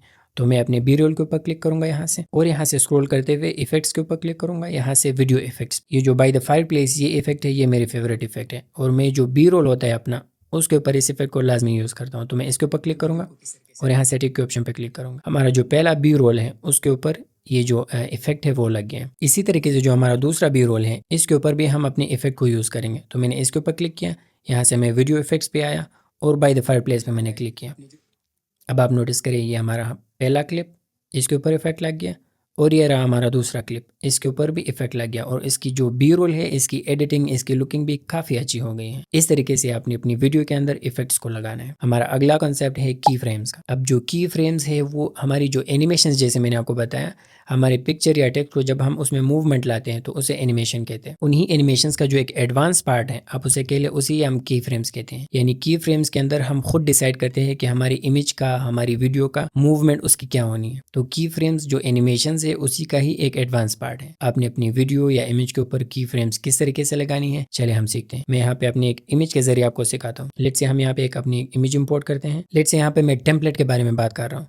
मैं यहाँ पे एक इमेज को ऐड करता हूँ, लेट्स से ये ऐड ओवरले है, और यहाँ से मैं इस इमेज को ऐड करता हूँ। अगेन लेट्स से मैं ज़रा इसको रीसाइज करता हूँ। अब लेट्स से इस इमेज के ऊपर हमने की फ्रेम्स लगाने हैं। अब मैं इस इमेज के ऊपर क्लिक करता हूँ, और अब देखिए यहाँ से जो प्लस का आइकन है, यहीं से आपने की फ्रेम्स को सेट करना है। मैं इस प्लस के आइकन के ऊपर क्लिक करता हूँ, और यहाँ से फिर इस इमेज को स्क्रॉल करते हुए मैं यहाँ तक आता हूँ। तो एक कट जो है वो मैंने वहां पे लगाया, यानी की फ्रेम, और दूसरा अब मैं यहाँ पे खुद ब खुद लग जाएगा। अब इस पोजीशन से यहाँ तक आने के लिए मैं अपने इमेज की पोजीशन को मैंने डिसाइड करना है। मैं लेट से अपने इमेज को ऊपर लेके आता हूँ। ये जो दूसरा की फ्रेम है वो हमारा खुद ब खुद लग गया। यानी इससे आपने क्या सीखा, मैंने अपनी इमेज पे क्लिक किया और यहाँ से मैंने पहला की फ्रेम लगाया, यानी कैपकट को पता चल गया कि यहाँ से हमारी इमेज की जो मूवमेंट है वो स्टार्ट होनी है। फिर मैंने स्क्रॉल किया और मैं यहाँ पे आके रुक गया। फिर मैंने अपनी इमेज को नीचे से ऊपर में लेके गया। यहीं पे हमने अपनी इमेज की जो एनिमेशन है वो सेट की कि वो नीचे से ऊपर आ जाए। यही की फ्रेमिंग का कंसेप्ट है। अब लेट से इस इमेज के ऊपर मैं दूसरा की फ्रेम ऐड करता हूँ। तो मैं यहाँ पे आता हूँ, यहाँ से अगेन एक की फ्रेम वाले जो आइकन है इस प्लस के ऊपर क्लिक करता हूँ। इसकी मूवमेंट क्या होनी है, लेट से हम इसे चाहते हैं कि ये ऊपर से नीचे वापस चला जाए। लेट से हम चाहते हैं कि जब हमारी वीडियो यहाँ तक प्ले हो ये इमेज वापस नीचे चला जाए। तो अब यहाँ तक मैं आ गया, मैं इस इमेज को लेट से वापस नीचे लेके जाता हूँ। तो आप ये देखिए, आप नोटिस करें कि जो की फ्रेम है वो खुद ब खुद लग गया है, दूसरा की फ्रेम, यानी हमारी इमेज की जो मूवमेंट है वो हमने डिफाइन कर दी। यही की फ्रेम्स का बुनियादी कंसेप्ट होता है। अब मैं ज़रा प्ले करके आपको दिखाता हूँ। दो की फ्रेम्स हमने लगाई, एक नीचे से ऊपर, दूसरा ऊपर से नीचे। मैं वीडियो को प्ले करता हूँ। तो आप देखें यहाँ से इमेज एक की फ्रेम में इमेज नीचे से ऊपर जा रही है और फिर ऊपर से नीचे आ रही है। की फ्रेम्स का बुनियादी कंसेप्ट यही होता है कि आपने अपनी मर्जी के मुताबिक अपने इमेजेस को, अपने टेक्स्ट को, अपनी वीडियोस को मूवमेंट किस तरीके से देनी है। मुझे उम्मीद है जो की फ्रेम्स का कॉन्सेप्ट है वो भी आपको क्लियर हो गया होगा। की फ्रेम को आप किस तरीके से डिलीट कर सकते हैं। लेट से हमने ये जो दूसरा की फ्रेम है, यानी दूसरी मूवमेंट है जो इमेज ऊपर से नीचे आ रही है, इसे मैंने डिलीट करना हो तो मैं इस की फ्रेम के ऊपर क्लिक करूंगा, यहाँ से माइनस के ऊपर क्लिक करूंगा, अगेन यहाँ से माइनस के ऊपर। तो हमारा एक ही एनिमेशन यहाँ पे या की फ्रेम यहाँ पे लग गया। इसके बाद मैं इस इमेज को डिलीट करता हूँ। अब जो हमारा अगला कंसेप्ट है वो है टेक्स्ट का यूज करना। और कैपकट का जो टेक्स्ट वाला फीचर है वो बहुत ही रिच है, उसके अंदर बहुत ही ऑप्शंस होते हैं। अब टेक्स्ट के ऑप्शन को हम कैपकट में समझते हैं। जैसे मैं जरा अपनी वीडियो को पहले प्ले करता हूँ कि इसके अंदर हम कहाँ कहाँ पे अपने टेक्स्ट को ऐड कर सकते हैं। मैं वीडियो को प्ले करता हूँ। अपने मोबाइल को यूज करते हुए आपने प्रोफेशनली अपनी यूट्यूब वीडियो को मैं गेम प्ले करता हूँ। अपने मोबाइल, एक जो मैं मोबाइल कह रहा हूँ यहाँ पे लेट से हम मोबाइल का टेक्स्ट ऐड करते हैं आगे को यूज करते हुए आपने प्रोफेशनली। अच्छा, एक मेरे ख्याल से मोबाइल वाले वर्ड के ऊपर हमने टेक्स्ट यहाँ पे लगाना है और दूसरा प्रोफेशनल वाले वर्ड के ऊपर। तो अब आपने कैपकट के अंदर टेक्स्ट को किस तरीके से ऐड करना है, आपने सबसे पहले अपनी वीडियो को सुनना है, जहाँ पे मैं मोबाइल कह रहा हूँ वहीं पे हमने टेक्स्ट ऐड करना है। अब यहाँ पे जैसे मैं मोबाइल कह रहा होता हूँ, मैं यहाँ से टेक्स्ट के ऑप्शन के ऊपर क्लिक करता हूँ, यहाँ से ऐड टेक्स्ट, और यहाँ से मैं लेट से ऐड करता हूँ मोबाइल। अब मैं ज़रा ये जो टेक्स्ट वाले सारे ऑप्शन है मैं आपको ये समझाता हूँ। सबसे पहला टेक्स्ट के अंदर जो ऑप्शन आता है वो है टेम्पलेट्स का। टेम्पलेट्स के ऊपर आप क्लिक करेंगे। अब ये सारे रेडीमेड टेम्पलेट्स हैं, आप इनके मूवमेंट्स को चेक करें। इसके अंदर ऑटोमेटिकली खुद जो एनिमेशंस और ट्रांजिशंस वगैरह लगे होते हैं, आप इन सारे टेम्पलेट्स को कैपकट के अंदर यूज़ कर सकते हैं। अब लेट से ये जो हमारा पहला टेक्स्ट है, इसके ऊपर हम इस जो सिनेमैटिक वाला टेम्पलेट है, इसके ऊपर मैं क्लिक करता हूँ। अब ये जो टेम्पलेट है वो हमारे वीडियो के ऊपर लग गया। इस टेम्पलेट की साइज़ को मैं ज़रा कम करता हूँ, इसे सेंटर के अंदर लाता हूँ, इसे एडजस्ट कर लेता हूँ। अब मोबाइल, जहाँ से मोबाइल ख़त्म हो रहा है, मैं इसके ऊपर क्लिक करके स्प्लिट और आगे डिलीट करता हूँ। अब आप देख लें इसे, अपने मोबाइल को यूज़ करते तो ये मोबाइल वाला टेक्स्ट आ गया। इसमें मैंने आपको ये बताया कि आप किस तरीके से टेम्पलेट्स को यूज़ कर सकते हैं। अब एक प्रोफेशनल वाला टेक्स्ट हमने यहाँ पे ऐड करना है, तो प्रोफेशनल आ गया। अगला ऑप्शन है फ़ॉन्ट का। जैसे मैं फ़ॉन्ट के ऊपर क्लिक करता हूँ, ये सारे फ़ॉन्ट्स हैं जो कि आप कैपकट के अंदर यूज़ कर सकते हैं। मैं ज़रा इस टेक्स्ट के ऑप्शन को थोड़ा सा कम करता हूँ, इसके साइज़ को कम करता हूँ और इसे स्क्रीन के अंदर एडजस्ट करता हूँ ठीक तरीके से। लेट से हम इस जो टेक्स्ट है इसके ऊपर हम ये जो एलिकन वाला फ़ॉन्ट है इसको हम यूज़ करते हैं, या लेट से ये जो पैलेट है इसे हम यूज़ करते हैं। इसके साइज़ को मैं थोड़ा सा और कम कर लेता हूँ। उसके बाद स्टाइल्स हैं, मैं स्टाइल्स के ऊपर क्लिक करता हूँ। ये सारे स्टाइल्स हैं जिनको आप अपने टेक्स्ट के ऊपर अप्लाई कर सकते हैं। लेट से मैं इसके ऊपर क्लिक करता हूँ तो हमारे टेक्स्ट के ऊपर बैकग्राउंड आ जाएगा। ये एक स्टाइल है, ये एक स्टाइल है, आप इन तमाम स्टाइल को यूज़ कर सकते हैं। इसके लिए लेट से हम इस येलो वाले के ऊपर क्लिक करते हैं या इस वाइट वाले के ऊपर। अब यहाँ से आप अपनी जो टेक्स्ट है उसके ऊपर मजीद ऑपरेशंस अप्लाई कर सकते हैं, जैसे स्ट्रोक, ग्लो, बैकग्राउंड, बाकी ऑप्शंस भी इनको आप एक्सप्लोर कर सकते हैं। इफेक्ट्स में आप अपनी टेक्स्ट के ऊपर जो ट्रेंडिंग इफेक्ट्स हैं उनको यूज़ कर सकते हैं। अगेन मैं सेव्ड के ऊपर आता हूँ, अपनी ये जो मेरा एक फेवरेट इफेक्ट है मैं इसके ऊपर क्लिक करता हूँ। अब ये देखिए हमारी टेक्स्ट का जो लुक है वो काफ़ी अच्छा हो गया है। मैं टिक के ऑप्शन के ऊपर क्लिक करता हूँ। अब जहाँ से प्रोफेशनल खत्म हो रहा है, अब बाकी टेक्स्ट को मैं स्प्लिट करके रिमूव करता हूँ। अच्छा जी, तो इफेक्ट्स के बाद जो अगला ऑप्शन है वो है एनिमेशंस का, यानी आपने टेक्स्ट के ऊपर एनिमेशंस किस तरीके से अप्लाई करनी है। अब लेट से ये जो प्रोफेशनली वाला टेक्स्ट है इसके ऊपर हमने एक एनिमेशन अप्लाई करनी है, तो ये सारे एनिमेशंस है। मैं टेक्स्ट को सिलेक्ट करके एनिमेशंस के ऊपर क्लिक करता हूँ। ये सारे एनिमेशंस है जो कि आप अपनी वीडियो के ऊपर लगा सकते हैं। अब लेट से हम एक सिंपल जो एनिमेशन है उसे यूज करते हैं जो कि है जूम इन का। यहाँ से आप अपनी एनिमेशन की जो टाइम है उसे सेट कर सकते हैं। इसकी जो टाइम लाइन है लेट से मैं इसे थोड़ा सा कम कर लेता हूँ, 0.3 सेकंड्स तक मैं इसे रखता हूँ। अब मैं इसे प्ले करता हूँ। अब जब मैं प्रोफेशनली बोल रहा हूँ यहाँ पे एक टेक्स्ट आ रहा है, और जब यहाँ से मैं मोबाइल बोल रहा हूँ तो यहाँ पे भी एक टेक्स्ट आ रहा है। तो इस तरीके से आपने जो टेक्स्ट वाला ऑप्शन है इसके साथ खेलना है। मैं ज़रा अपनी वीडियो आपको एक दफ़ा प्ले करके दिखाता हूँ। अपने मोबाइल को यूज़ करते हुए आपने प्रोफेशनली अपनी यूट्यूब वीडियो को किस तरीके से अपलोड करना है, आपने अपनी डिस्क्रिप्शन का जो टेम्पलेट है उसे क्या रखना है, टाइटल को किस तरीके से पिक करना है, अपने जो इंपॉर्टेंट टैग्स है जो आपकी टॉपिक से रिलेटेड हो वो कहाँ से उठाने हैं, ये आज की वीडियो। इस वीडियो को मैं मज़ीद भी एडिट कर सकता हूँ, यानी जैसे मैं यहाँ पे कुछ टेक्स्ट ऐड कर सकता हूँ, यहाँ पे टेक्स्ट और यहाँ पे एक बी रोल भी मैं ऐड कर सकता हूँ। तो बी रोल की एडिशन और टेक्स्ट की एडिशन मैंने आपको सिखा दी, वो मैं ज़रा क्विकली करता हूँ और उसके बाद हम मिलते हैं। अच्छा, तो फाइनली मैंने एक दो और टेक्स्ट और एक बी रोल ऐड किया है। मैं ज़रा अपनी वीडियो को गेम प्ले करके आपको दिखाता हूँ।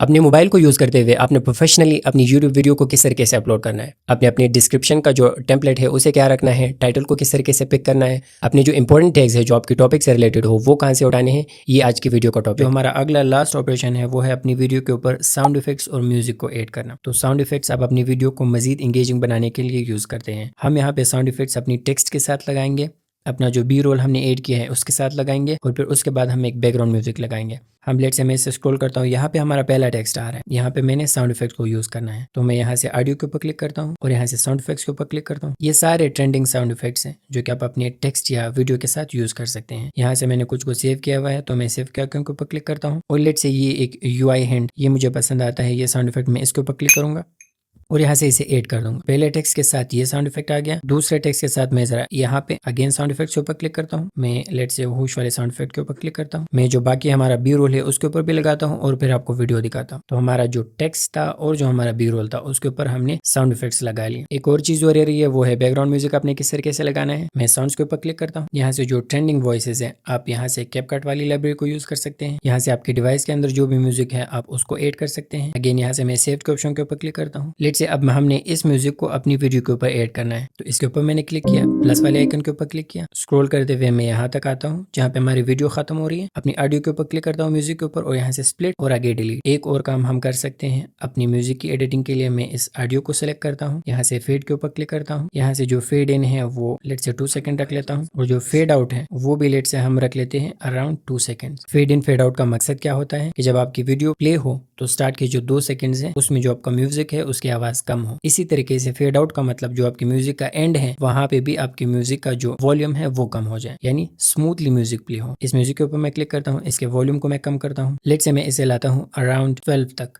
इसके वॉल्यूम को हमने सेट किया, टिक के ऊपर मैंने क्लिक किया। अब मैं ज़रा आपको अपनी फाइनल वीडियो दिखाता हूँ, यानी हमने साउंड इफेक्ट्स भी लगा लिया और बैकग्राउंड म्यूजिक भी लगा लिया। आप फाइनल वीडियो को चेक करें, उसके बाद हम अपनी वीडियो को एक्सपोर्ट करते हैं।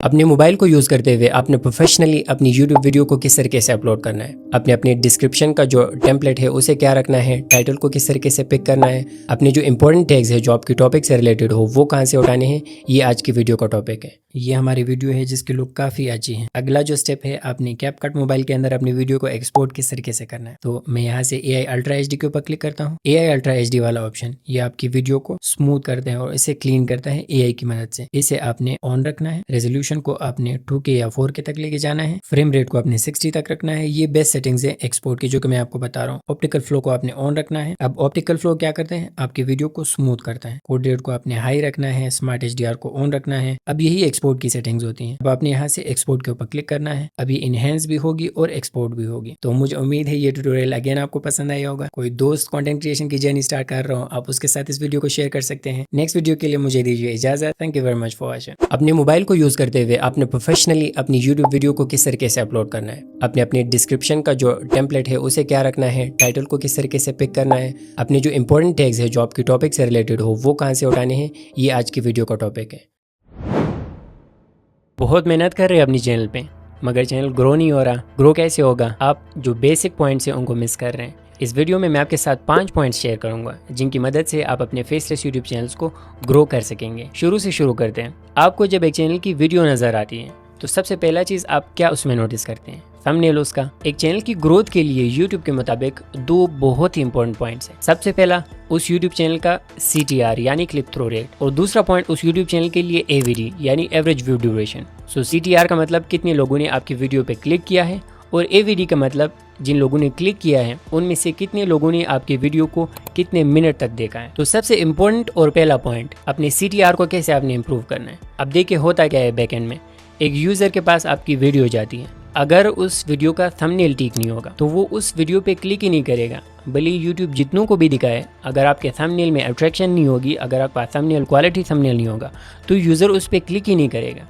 तो सबसे जो इम्पोर्टेंट पॉइंट है, आपने CTR को इम्प्रूव कैसे करना है, अपने थंबनेल्स की क्वालिटी को इम्प्रूव करके। दूसरा पॉइंट है अपनी AVD को ठीक करना, यानी एवरेज व्यू ड्यूरेशन को। अब AVD के लिए आपने अपने स्क्रिप्ट को इस तरीके से इंगेजिंग बनाना है कि यूजर आपकी वीडियो को क्विट ना कर पाए। इसके लिए मेरे ख्याल से जो आपकी वीडियो के पहले 5 सेकेंड्स हैं उस पर आपने काम करना है। उसके बाद आपकी वीडियो का जो पहला मिनट है उस स्क्रिप्ट पे आपने काम करना है, उसे इंगेजिंग और अट्रैक्टिव स्क्रिप्ट बनाना है। तो अगर आप अपने थंबनेल्स पे काम करें, वो क्वालिटी के थंबनेल्स हो, आप अपने स्क्रिप्ट पे काम करें, वो एक इंगेजिंग स्क्रिप्ट हो और आपका टॉपिक भी ठीक ठाक हो, तो मैं आपको गारंटी से कह सकता हूँ कि YouTube आपकी वीडियो को पुश करेगा और नए यूजर्स को दिखाएगा। तीसरा इंपॉर्टेंट पॉइंट है कि आपने एवरग्रीन कंटेंट पे फोकस रखना है, जो कि सर्चेबल कंटेंट हो। हम जो एक मिस्टेक कमिट करते हैं, जितने भी नए क्रिएटर्स होते हैं वो जब मार्केट में आते हैं तो ट्रेंड्स के पीछे भागते हैं। अब ट्रेंडिंग कंटेंट का जो सबसे बड़ा लॉस है वो ये है कि आज एक टॉपिक ट्रेंड में है तो आज आपको व्यूज़ मिल गए, कल उस टॉपिक को किसी ने भी नहीं देखना, परसों उस टॉपिक को किसी ने भी नहीं देखना। तो आपने सर्चेबल कंटेंट की तरफ जाना है, जिस तरह हाउ टू की वीडियोस होगी। तो स्टार्ट में जो आपका फोकस हो वो 70-30 हो, यानी 70% आपकी जो वीडियोस हो वो सर्चेबल कंटेंट की तरफ हो, वो एवरग्रीन कंटेंट पे आपकी वीडियोस बने, और जो 30% आपकी वीडियोस हैं उनको आप भले ट्रेंडिंग टॉपिक्स पे बना लें ताकि आपको सब्सक्राइबर्स क्विकली मिले और अपने चैनल को आप ग्रो कर सकें। चौथा इंपॉर्टेंट पॉइंट ये है कि आपने अपनी टॉपिक जिस पे आप वीडियो बना रहे हैं उस पे आपने रिसर्च करनी है, क्या इस टॉपिक पे डिमांड है, लोग उसे यूट्यूब पे सर्च कर रहे हैं, और जब उस टॉपिक पे मैं वीडियो बना लूँ तो क्या लोग उसे वॉच करेंगे। इसके लिए आपने कुछ साइट्स है जिनको आप यूज़ कर सकते हैं, जो कि आपको आपके टॉपिक का पोटेंशियल बताएंगे, आपको आपकी वीडियो का पोटेंशियल बताएंगे, जिनमें सबसे पहले है answerthepublic.com जो कि नील पटेल का है। आप यूट्यूब के जो एनालिटिक्स हैं यूट्यूब स्टूडियो के, उससे आप चेक कर लिए, आपको पता चल जाएगा। आप वीडियो को चेक कर सकते हैं, वो आपको टॉपिक का पोटेंशियल बता सकते हैं। और आप गूगल ट्रेंड से भी चेक कर सकते हैं कि जिस टॉपिक पे मैं वीडियो बनाने वाला हूँ वो टॉपिक है कैसा। आप यूट्यूब के जो ऑटो सजेशंस हैं उनसे भी आइडिया ले सकते हैं। 5वां मोस्ट इंपॉर्टेंट स्टेप, वीडियो आ गई, स्क्रिप्ट इंगेजिंग हुआ, टाइटल्स ठीक हुए, थंबनेल्स ठीक हुए, आपने वीडियो को प्रोफेशनली अपलोड करना है। वो अपलोडिंग अगर आपकी प्रोफेशनल तरीके से नहीं होगी तो आप अपनी वीडियोस को ग्रो नहीं कर पाएंगे। यानी आपके वीडियो में टैग्स होने चाहिए, रेलेवेंट हैशटैग्स होने चाहिए, डिस्क्रिप्शन आपकी ठीक होनी चाहिए, आपका मोस्ट इंपॉर्टेंटली टाइटल ठीक होना चाहिए। और ये इस प्लेलिस्ट की आखिरी वीडियो है, तो अगर आपने पूरी प्लेलिस्ट नहीं देखी, ऊपर आपको आई बटन में उसका लिंक मिल जाएगा, आप उसे चेक करें। अब इस पूरे कोर्स में अगर आपको कहीं पे भी कन्फ्यूजन हो तो आप उसे कमेंट में डालें, मैं उसके लिए आपके लिए एक अलग वीडियो बनाऊंगा या उस कमेंट को आपको रिप्लाई दूंगा। तो ये इस कोर्स की आखिरी वीडियो थी, उम्मीद है आपको ये कोर्स पसंद आया होगा। अब आप मुझे ये भी बता सकते हैं कि हमारा नेक्स्ट कोर्स और हमारी नेक्स्ट वीडियो किस टॉपिक के हवाले से हो। Thank you very much for watching.